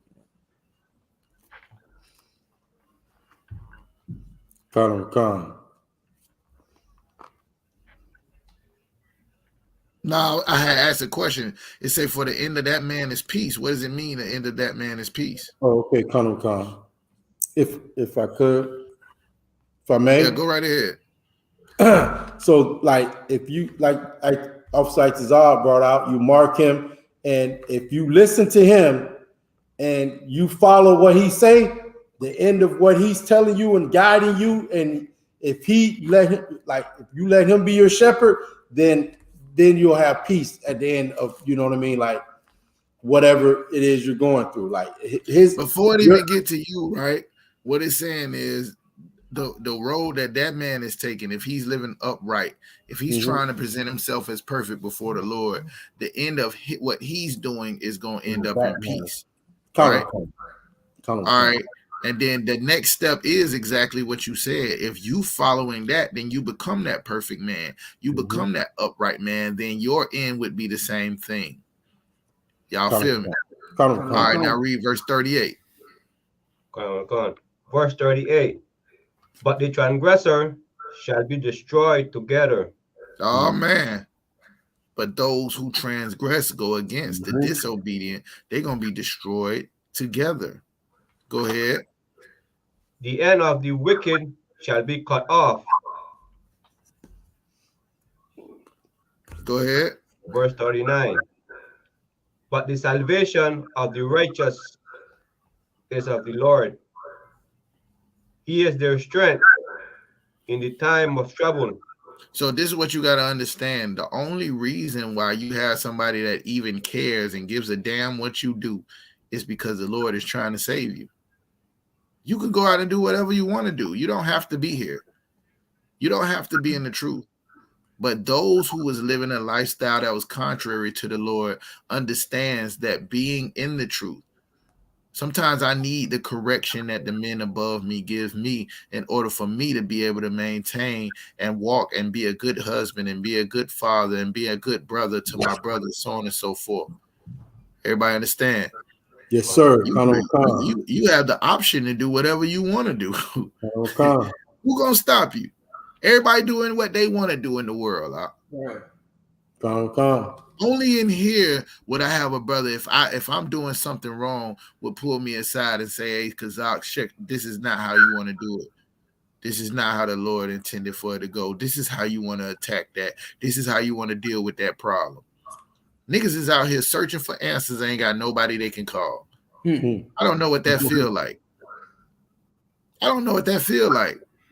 If I may, sir. Yeah, go ahead. Slack you, sir. If I may.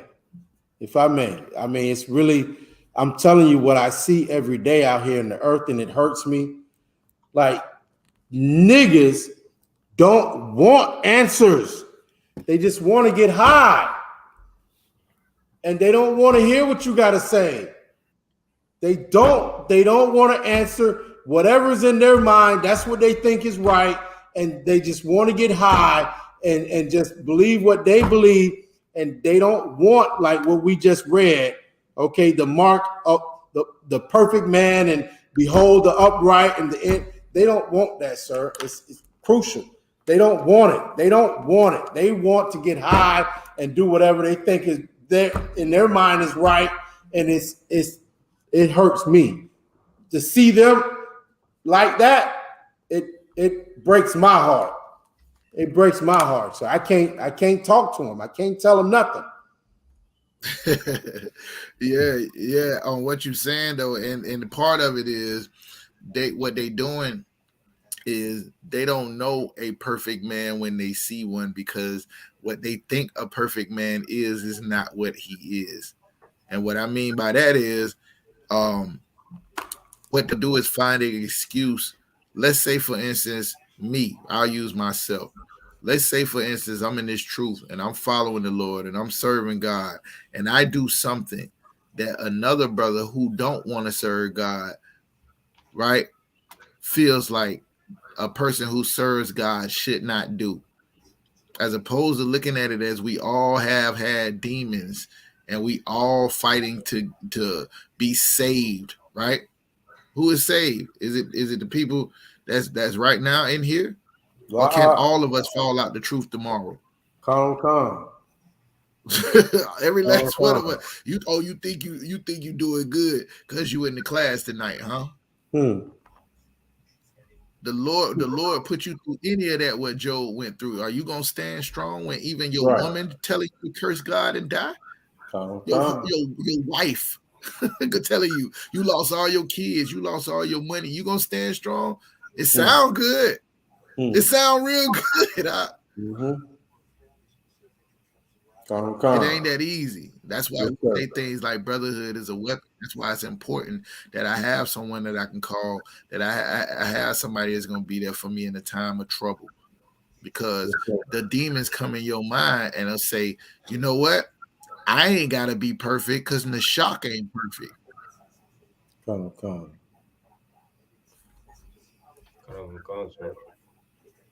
Oh yeah, he froze. It's all right. It was so heavy because we just broke this down. Yeah. We just broke this down 2 days ago. Well, Officer Kazak just brought out. I'll wait for him to come back. Yeah, we just broke this down, and I said the same thing. Shot. What you saying? Oh, Salak, sir, you was frozen for a while. You there, sir? Oh.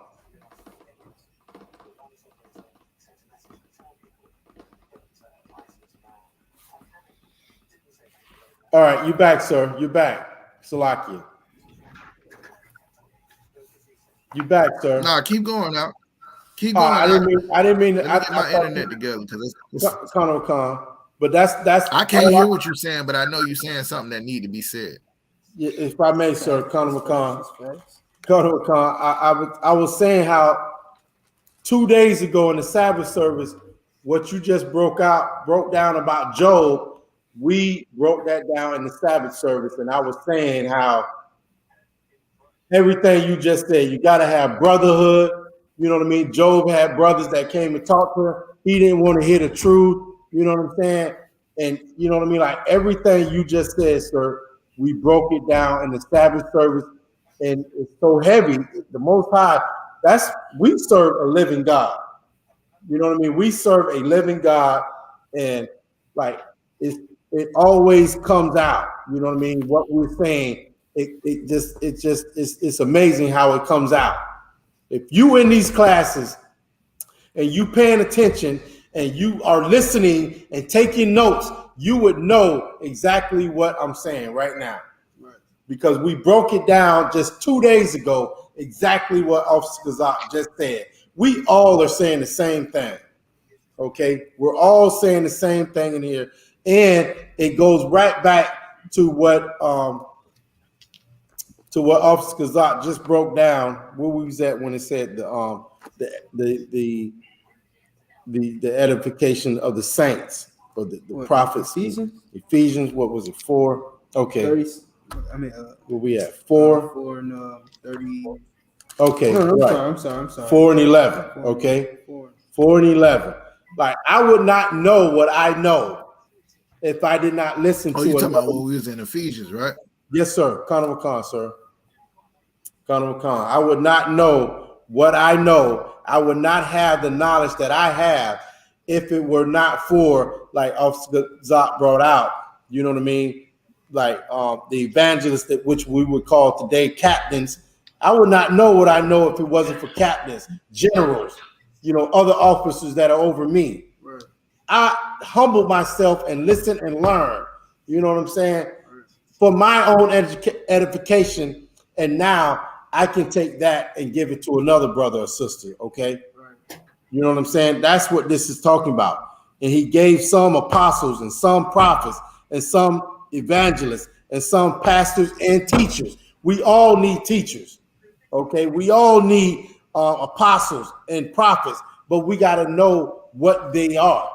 We can't look at the Christian church and think that's, you know what I mean, an apostle or a bishop or, you know what I mean, or an evangelist. Right. That's not what they are. Right. What we're reading about is real men of God, right, that keep these laws, statutes, and commandments and teach black people the law, statutes, and commandments. Go ahead. If I could, sir. Go ahead. I just want to back you up on what you're saying. Go ahead, man. And what you're saying is so true. I'm about to. I know. You know me. Listen. I'm glad. You know me. Yeah, you gotta come. That's gonna get me up. I'm about to jump off the edge and flip tables in this bitch like your house shot. I'm glad he here because he calmed me down. Boy, I was about to go slap off, man. I ain't trying to calm you down. I promise you, I ain't trying to calm you down. Stop me from flipping this table. I got you to stop from the table. Most time, Christ. But listen, if I could. Like the Christians, what you're making me realize right now is that Christians are no different from the Jewish man. They stole an identity. Just like the Jewish man. The Jewish man has stolen an identity. Mm-hmm. Well, they stolen the identity of who the true Christians are. I feel you. Go ahead. They stole the identity of who the true bishops are, who the true pastors are, who the true, what was the other word? Evangelists are. Yeah. The missionaries. Right. They stole those identities. Wow. You understand? Wow. They are not the missionaries. They're not the pastors. They're not the evangelists. Wow. They're not the Christians. That's heavy. You understand? They don't follow Christ. Right. They follow their own damn vain ass imagination. Most time Christ. You ain't lying. Can y'all hear us? Con, sir. Most time Christ. What the brother is breaking down is you I hope you hear it and understand it. And get the hell out of the Christian church. Right. Okay. Salaki, hey, Salaki, and if I could, don't ever get it confused and think this is that. You know what I'm saying? Don't ever get it confused and think this is that. This ain't that. In here, we telling you, like where we at right now in Psalms 37, right? It's saying, but the transgressors shall be destroyed. They don't tell you that. They don't tell you the people that disobey God are going to be destroyed. They tell you that when they say you're going to hell, but they don't understand the hell that you're going through right now, and they don't have no answers for how to get you out of it or through it. Right. Sometimes you might have to stay in that hell for a little minute. Right. You know what I'm saying? Come. You just might need a little brotherhood to get you through it. If I may, The sir. Lord might leave you there. You might have done something Most High Christ. that you deserve to be there. Most High Christ. Who sinned? Him or you or your parents? Right. You know what I'm saying? Yes, sir. Yes, sir. Scriptures say bringing the sin to the children of the parents upon the children to the third and fourth generation. It could have been you before. It could have been your granddaddy that did something, and the Lord said, "No, like his seed ain't gonna be right." Oh, they talk about generational curses. They have no clue. Here's the point: when you find a man that's on the right path, right? When the Lord sends men before you that you see that could be anywhere in the world, and they choosing to answer their phone and be there for a brother, and they choosing to go out to people that don't want to hear nothing we got to say, to tell them about the truth and try to bring them in, to a people that would rather, it's like the trap open, the strip club open, everything is open. You know what I'm saying? You can go and eat the biggest meat lover pizza or whatever you like, or indulge in whatever manner of evil you want to indulge in. Boy, you telling me a nigga that choose to forego weed in itself should tell you how strong this man is. Hey, do y'all know y'all the only niggas on the planet that don't smoke? Yes. If I may, sir. If I may. The only niggas on the planet that don't smoke. If I could, I just got to bring this out. You Sir, if I may. That plant rules lives. Come. Don't get high. You mean to tell me? Yeah, go right ahead. No, we went out Saturday down in the city to try to, raise up brothers and sisters. And, after we was out there for an hour or so, a little longer, whatever. You still there, sir? Yeah, I'm here. Okay, Most High Christ. Like, we was talking to brothers. We talked to a few brothers. And I had to stop Itazar, but I said, Itazar, everybody is high. Like, everybody is high. Like, everybody in the earth is high. Everybody's high. And Itazar told me, he said, sir, we the only ones. He said, yeah, we the only ones not high. And I was like, oh my God. I didn't realize we were the only ones not high in the earth. He woke me up. He said, everybody's high. Everybody's on something doing. And the oddball. We the oddball. Hey, and look, not only that, but they looking at you like, what's wrong with you? Yeah. That's what he said, sir. That's exactly what he said. That's exactly what he said to me. You don't pop no perks or nothing. You don't do nothing. That's exactly what he said to me. And it blew my mind. Let me tell you something. The only reason you don't is because you met somebody that didn't. Come. Right. Come. That's it. If you would come across a nigga that didn't smoke, then everybody wouldn't be smoking. Unless you came across a nigga that don't get high, you don't see that not getting high is not normal. Y'all don't get it, right? Right. If everybody around you is sleeping with women and throwing them away, you never see a man keep a woman for the rest of his life. If everybody around you is not taking care of their kids, that's normal. You ain't gonna take care of yours either. To be normal. Now you come around and you mark those men that are perfect. Now you around niggas that's perfect. So guess what normal is in the truth? Being perfect. Changing your life. Come. That's normal. Everybody got a story of who they was, being born again, being raised up, coming from amongst the dead. It's normal walking on water now, nigga. You understand that? It's normal. It's normal. Listen, what I'm telling you, it's normal to spend your life trying to raise up the Lord's people when nobody else ain't gonna do it.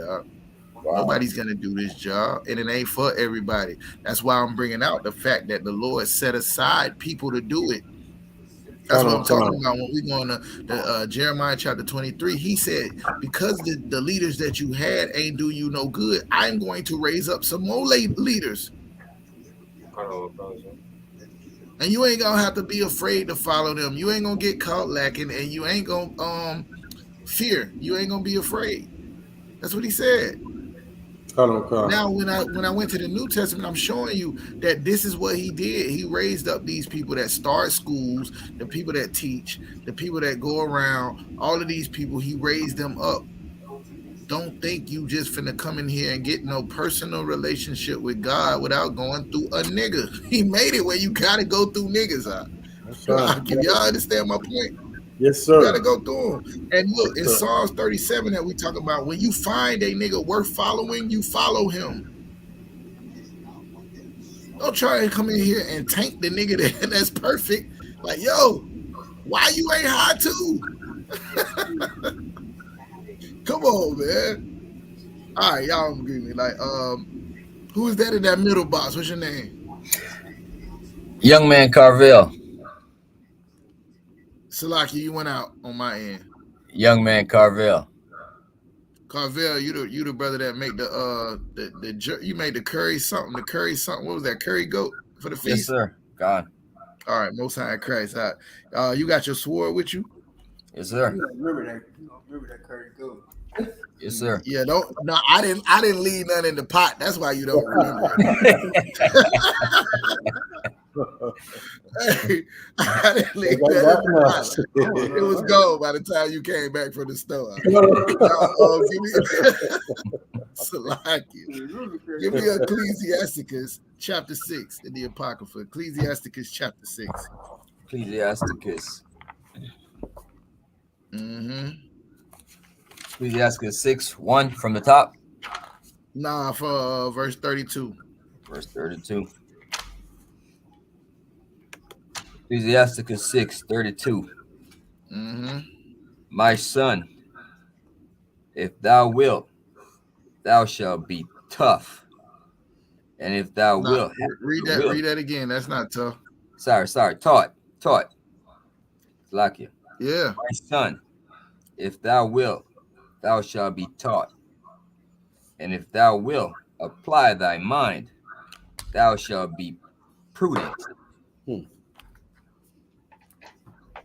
Keep going. 33. If thou love to hear, thou shalt receive understanding. And if thou bow thine ear, thou shalt be wise. 34. Stand in the multitude of the elders and cleave unto him that is wise. Stop right there. All right, this is Ecclesiasticus. This is what I call game, right? Game dropped on you. The OG talking to you right now. One of the wisest men that ever walked on the face of the earth is giving you game. Are you gonna hear it? You gonna throw it in the trash? You gonna wait for a nigga to sell you the same thing this man is giving you for free? It's the big homie talking to you right now. He said, my son, if you will, if you want to, you could be upright. You could be perfect, right? You could be great. You should, if thou will, thou shalt be taught. There are men that will teach you how. And if thou wilt apply thy mind, thou shalt be prudent. Somebody give me the definition of that word prudent. If thou wilt apply thy mind, thou shalt be prudent.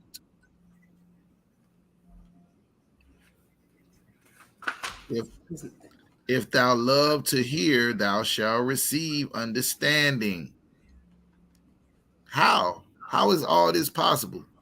You mean tell me all you gotta do is want it? All you gotta do is want to be great to be great. Think about that for a minute. That sounds like Joel. That sounds like Joel help your self-esteem, Osteen. Mm-hmm. Except for the part about you have to do something. You have to do something. Somebody got that prudent for me? Yeah, kind of. Go ahead. What's the definition of prudent? Where you getting it from? Prudent. It's not in the Zondervan, so Yeah. we pulling it from the Oxford Language Dictionary. It All right, says no sweat. it says acting with or showing care and thought for the future. Prudent. Showing care and thought for the future. Remember, I asked a question at the beginning of this, what are we doing this for? And the brother said, so we can get out of this hell, right? That's thoughts for the future. Right. That's thoughts for the future. Because like right now, we in the hell right now. Right. We in it. So if we showing care and thought for the future, that means we're doing what Christ did. Christ was willing to die in order to be raised up and be king in the future. He felt like the Lord had forsaken him while he was being killed, and he was innocent. But he did it for the future, for the betterment of the nation, for the raising up, for the perfecting of the saints. So all that are coming to the truth. This is what I'm trying to tell y'all, man. The brothers that sacrifice, we ain't doing this for nothing. We're doing it because we already know the future. Right. The future is the Lord said he would raise up shepherds, and he was going to raise a king that judged righteously, and he was going to bring judgment on the earth. Now, I ain't seen that judgment yet, but I'm waiting for the oppressor to get his. Revelation said, chapter 13 said, he that leadeth in the captivity, we shall hold hands with them. Right? That's what it said. He was saying, my bad, I might got it wrong. He that leadeth in the captivity, we shall turn the other cheek. That's what it say, right? Hey, sir. Go ahead. Ask MLK, ask Martin Luther King, or that's my point. Oh, Michael Luther King. You wasn't in the class. That's what I'm telling you. This man was nonviolent, right? He taught about us being together and holding hands and love and everything and rainbows and cookies. And what did the oppressor give him in return for his acts of kindness and love and forgiveness? Salakia, sir. Go ahead, Carvel. A bullet in his melon. Yeah. Salakia. It was his chest. They killed him. He ain't never hurt nobody. That's funny though. That should tell you right there. That should tell you right there. That's not what it is. That revelation said, he that leadeth. Salaki, Aki, one second. Calm down, Aki. I know. Yeah, we don't he that leadeth into captivity shall go into captivity. I don't never want to see no brother, even if he love white people, go out like that. I want us to learn from that mistake right there. Never trust thy enemy is what the Bible say. Never trust thy enemy, right? We gonna learn from that. Y'all want to celebrate MLK? Learn from his mistake. Learn how to love your brothers. Christ taught us how to love our brothers. That's what this is about. Being willing to die for your brothers. Now, my son, if you will be taught if you want to.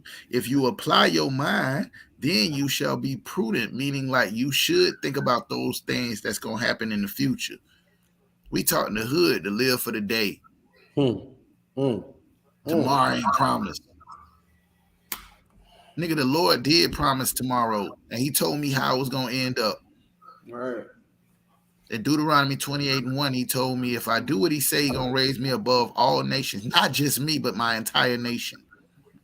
In Deuteronomy 28:15, he told me if I didn't follow him, then I was going to be in this hell and continue to go into it. And guess what? We didn't follow him, and we continued to go into it. Now you got the cheat code. You worried about tomorrow now. We thinking about tomorrow now instead of just how to survive.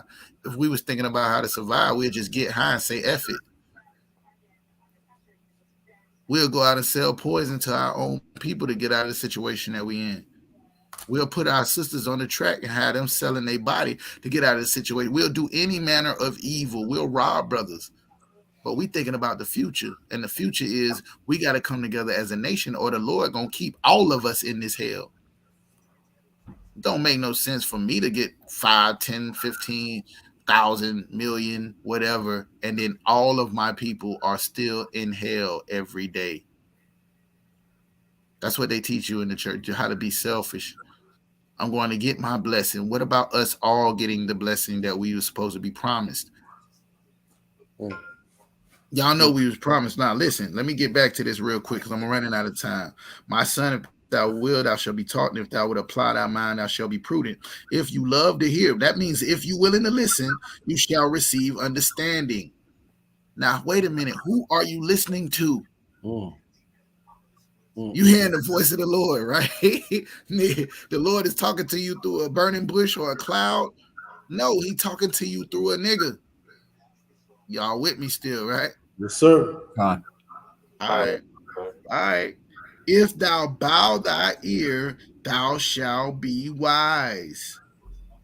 Okay. That means it's wise sometimes to not try to be the smartest nigga in the room. Shut your damn mouth and listen. That's what the Bible is saying right here. Stand in the multitude of the elders. What's this talking about? Old niggas? Stand in the multitude of the elders. What's talking about old niggas? Anybody? Sir. Wise. Yeah. Wise man. You could be an old fool. Well, go ahead, Oh, somebody said so? He's standing in the midst of some old nigga telling you how to pimp broads or how to scam the government or something like that. That ain't what it's talking about. It's talking about men that have been given rank because they've shown themselves worthy. They're trying and shooting for perfection. And the Lord has blessed them to be amongst those that you should trust. This is one of the shepherds that it's talking about. This the shepherds that it's talking about. Everybody understand, right? Stand amongst the elders and cleave unto him that is wise. Not them old fools. Nah, nigga said, nigga, old nigga be talking and be dead wrong. Be talking about respect your elders.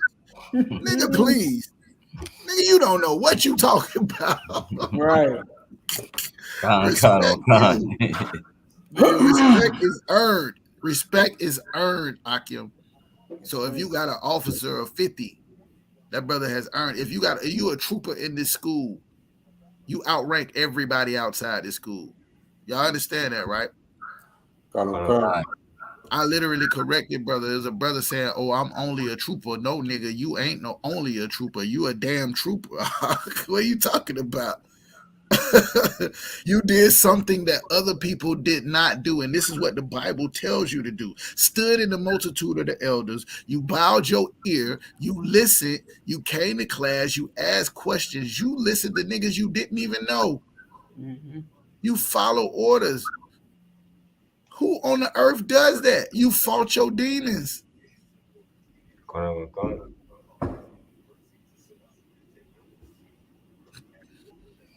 All right. Let me get verse 35. Whoever was reading. That's where we stopped at. Khan. 35.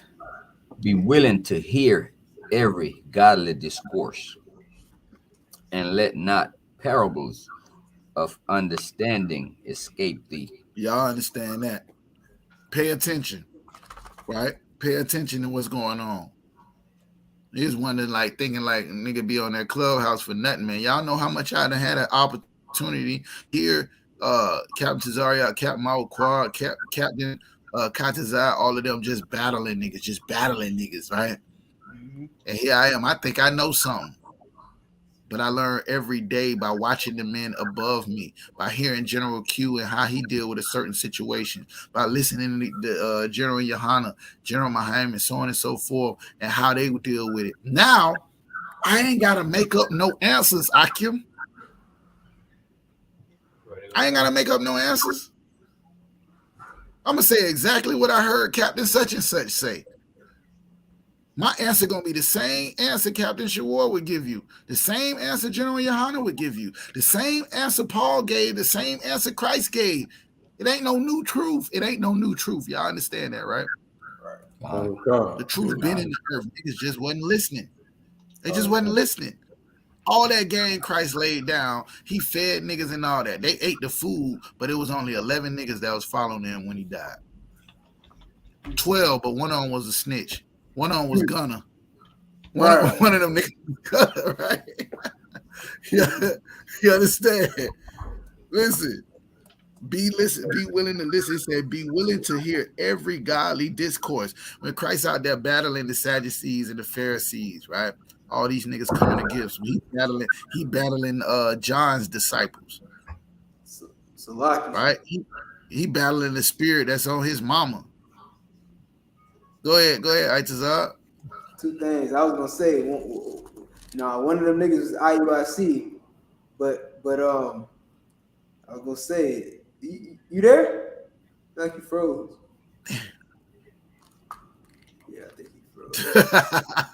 Nah, that was John the Baptist crew. Right.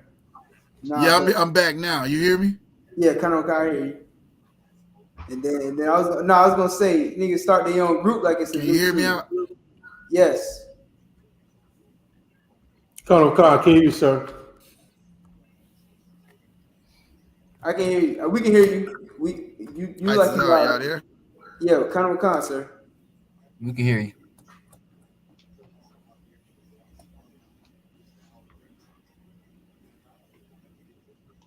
Froze. White man, devil. That's right. Yeah, man. Yeah, man.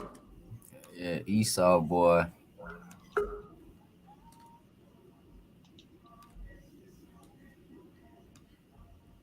Hey, can y'all hear me? Yes. All right, let me go ahead and get through this. We at the time, and I'm breaking up. So let me go ahead and get through it. Go ahead and get verse 36. 36. Ecclesiasticus 6:36. If thou seest a man of understanding, get thee bedtime unto him,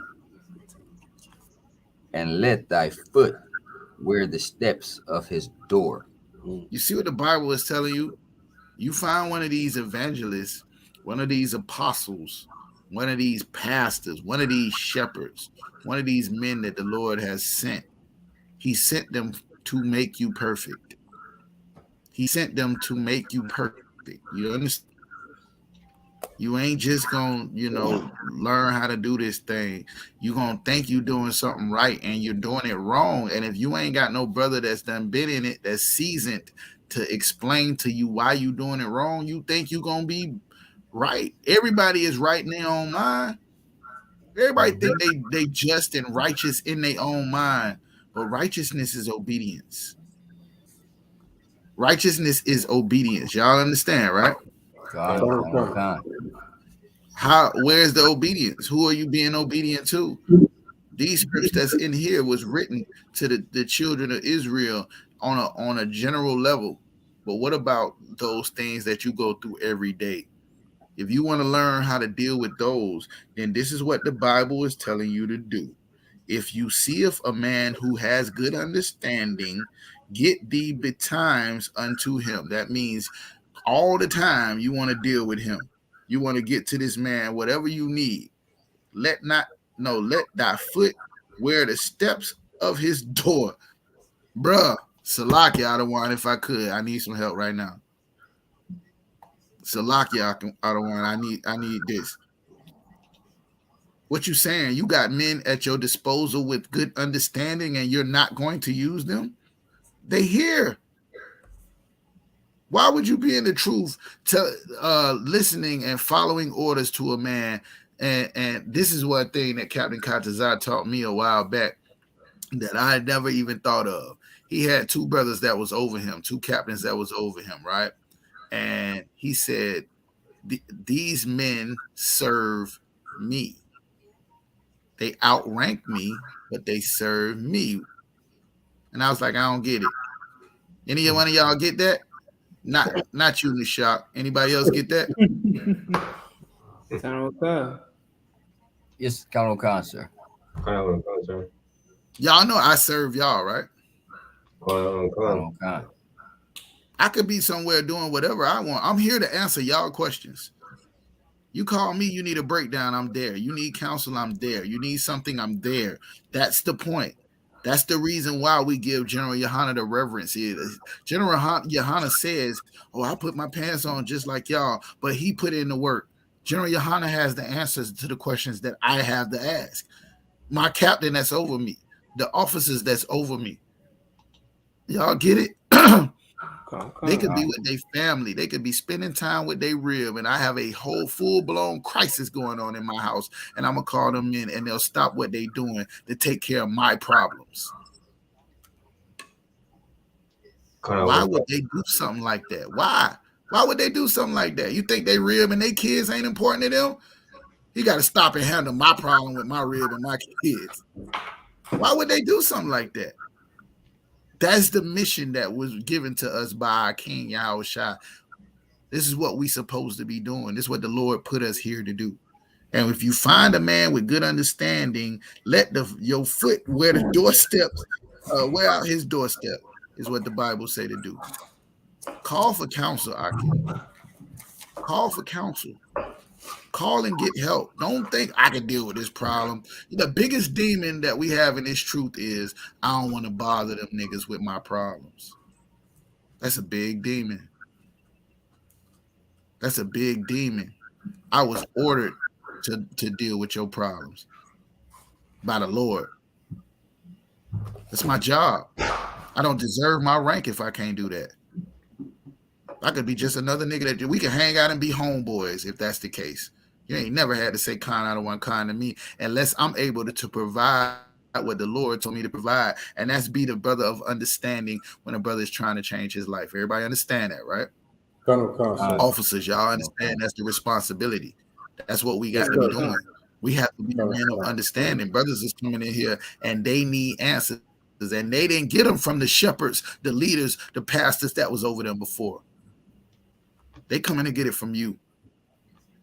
So we got to be studying. We got to be always asking. If you don't know the answer, you call another brother and get the answer for that brother. It might be the deciding factor on whether he serves the Lord or not, or go back into the world.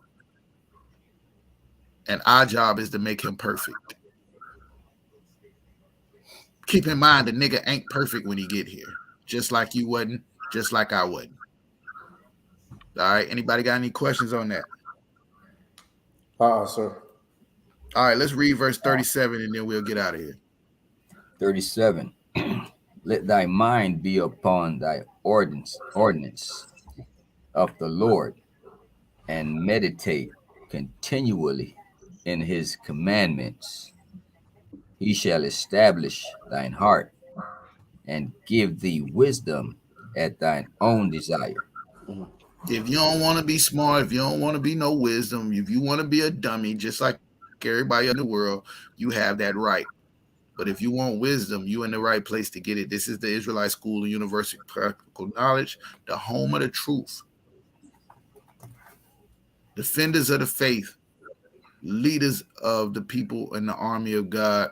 If you want to be better and perfect, you get up under these men and you wear them out, ask them every question you ever thought. And if I don't got the answer, then I'm going to get it. And I'm going to bring it back to you. All right? That's how this thing was raised. The Lord sent us out on this mission. Now, we don't take it lightly.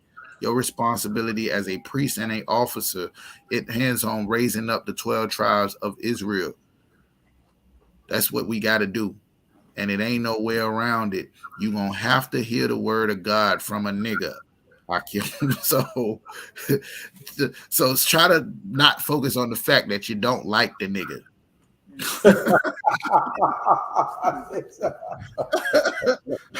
If you can get around that, you know what I'm saying? If you could get past the fact that you don't like the nigga that the Lord chose to give you his word, you'll be all right. And with that, I'm going to pass the class to priest and officer in the shop. Men of Israel, we're going to send up a courtesy salute to the teacher, men of Israel, Amajim, which means to stand. Amajim Shabbat, Amajim, Barak, Yahweh Hashem Yahushua Barakatah. Yahweh Hashem Yahushua Barakatah. Yajabatah. Men of Israel, we're going to send up a courtesy salute to the sisters that are in the class. Men of Israel, Amajim Shabbat, Amajim, Barak, Yahweh Shema, Yajamatah. We're gonna send up the Lord's Prayer first in the Hebrew, then in the English. You done saluted now. I just did that so I can get you out of here, sir. So you have to stay for it. All right, both sides Christ. I'm just go ahead, do your thing. Look at that. I done passed the class over to you. Still not letting you do your thing, man. Let me mute up. All right, we're gonna set up the Lord's Prayer first in the Hebrew and then in the English. All right, repeat after me. Upon your Hakwadam, which means to turn and face the east. Okay, we're gonna set up the Lord's Prayer first in the Hebrew and then in the English. Repeat after me. Abanawa. Bashemaya.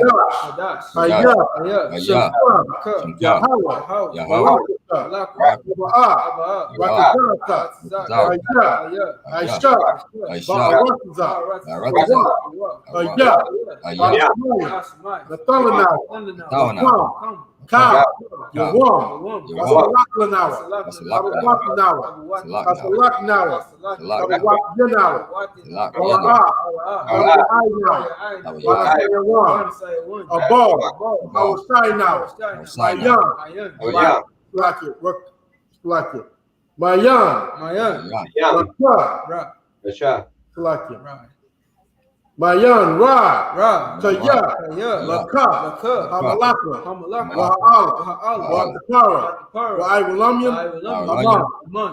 Our Father, which art in heaven, hallowed be thy name. Thy kingdom come, thy will be done, on earth as it is in heaven. Give us this day our daily bread. Give us our debts. Please forgive our debtors. Not into temptation, but deliver us from evil. Thine is the kingdom, and the power, and the glory, forever. So be it. Yajamatah, which means hands down. Okay. We are the Israelite School of Universal and Practical Knowledge, started out of 1 West, 125th Street, Harlem, New York, under commanding General Yohanan. Okay, not affiliated with any other Hebrew Israelite group. Salakia. All right.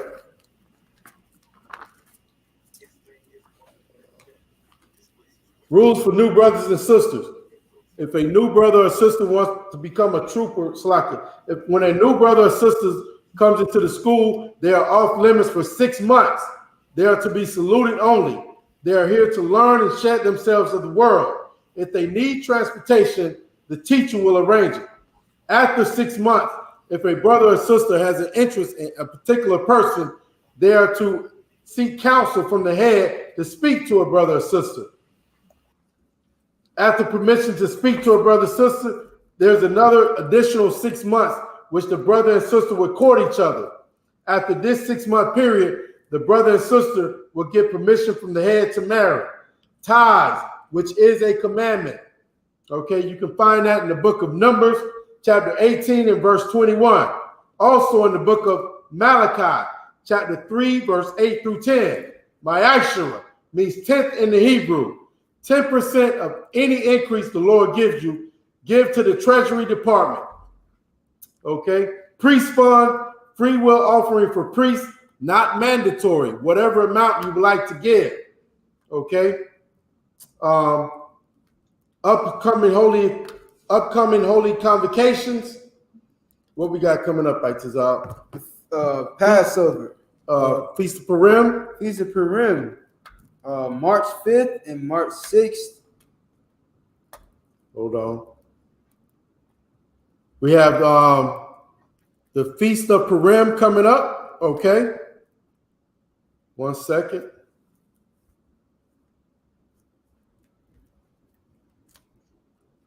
Feast of Purim.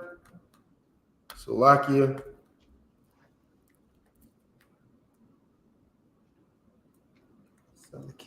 Okay, we have the Feast of Purim, the 14th day and the 15th day of the 12th month, Sunday, the 5th, and Monday, the 6th March, 2023. You can find that in the book of Esther, chapter 9, verse 20 through 31. Okay? And with that, what else? Passover. No, this is the next one, so that's the one we really gotta. We want to go ahead and go into it. Go ahead. Go ahead. Passover, April 1st, in Raleigh, North Carolina. The $200 per adult, 17 and up. Start making your arrangements and get with your camp leaders. You know what I'm saying? The what's it called? Lucky. The itinerary, you can find it on Facebook for all the events. I'm sure you can find it on isupk.com also, and that's where you're going to pay your Passover fee. isupk.com. If you can't pay it on isupk.com, get with the your camp leader, captain, officer, whoever's in charge of your zone. Okay? Salakia. Go ahead. No, I was just gonna say, yeah, I did hear of a lot of brothers and sisters that was saying that they was having some trouble, right? They was having some trouble getting there. They had some reasons why. Just know that this is a command of the Lord for you to be at the Passover with your brothers and sisters and celebrate the Lord destroying our enemies. If you have any problem, something that you stopping, whether it's monetary, you don't got no ride, whatever, you ain't got nowhere to stay. Get with your camp leader, and we're gonna get with the captain. The captain gonna get with the general. Everybody is supposed to be at the Passover, and we'll make it happen some kind of way. All right, so don't let the demon tell you you're not gonna go to the Passover. You going to the Passover, right? All right? We got to make sure you some skates and tell you to skate to the Passover. That's what it is. All right, Salaki. Colonel Contuada, sir, Most High in Christ. And Captain, Officer Gazat is definitely correct. You know what I mean? That's what we've been hearing. So definitely get with the camp leader, and we're gonna make it happen that you can be at the Passover. Okay. With that, if anyone wants to become a trooper in the school, they are to start wearing all black boots, shirt, pants, and headband or scarf when in class or at camp. Okay. And with that, we're gonna go ahead and end the class. Shalom.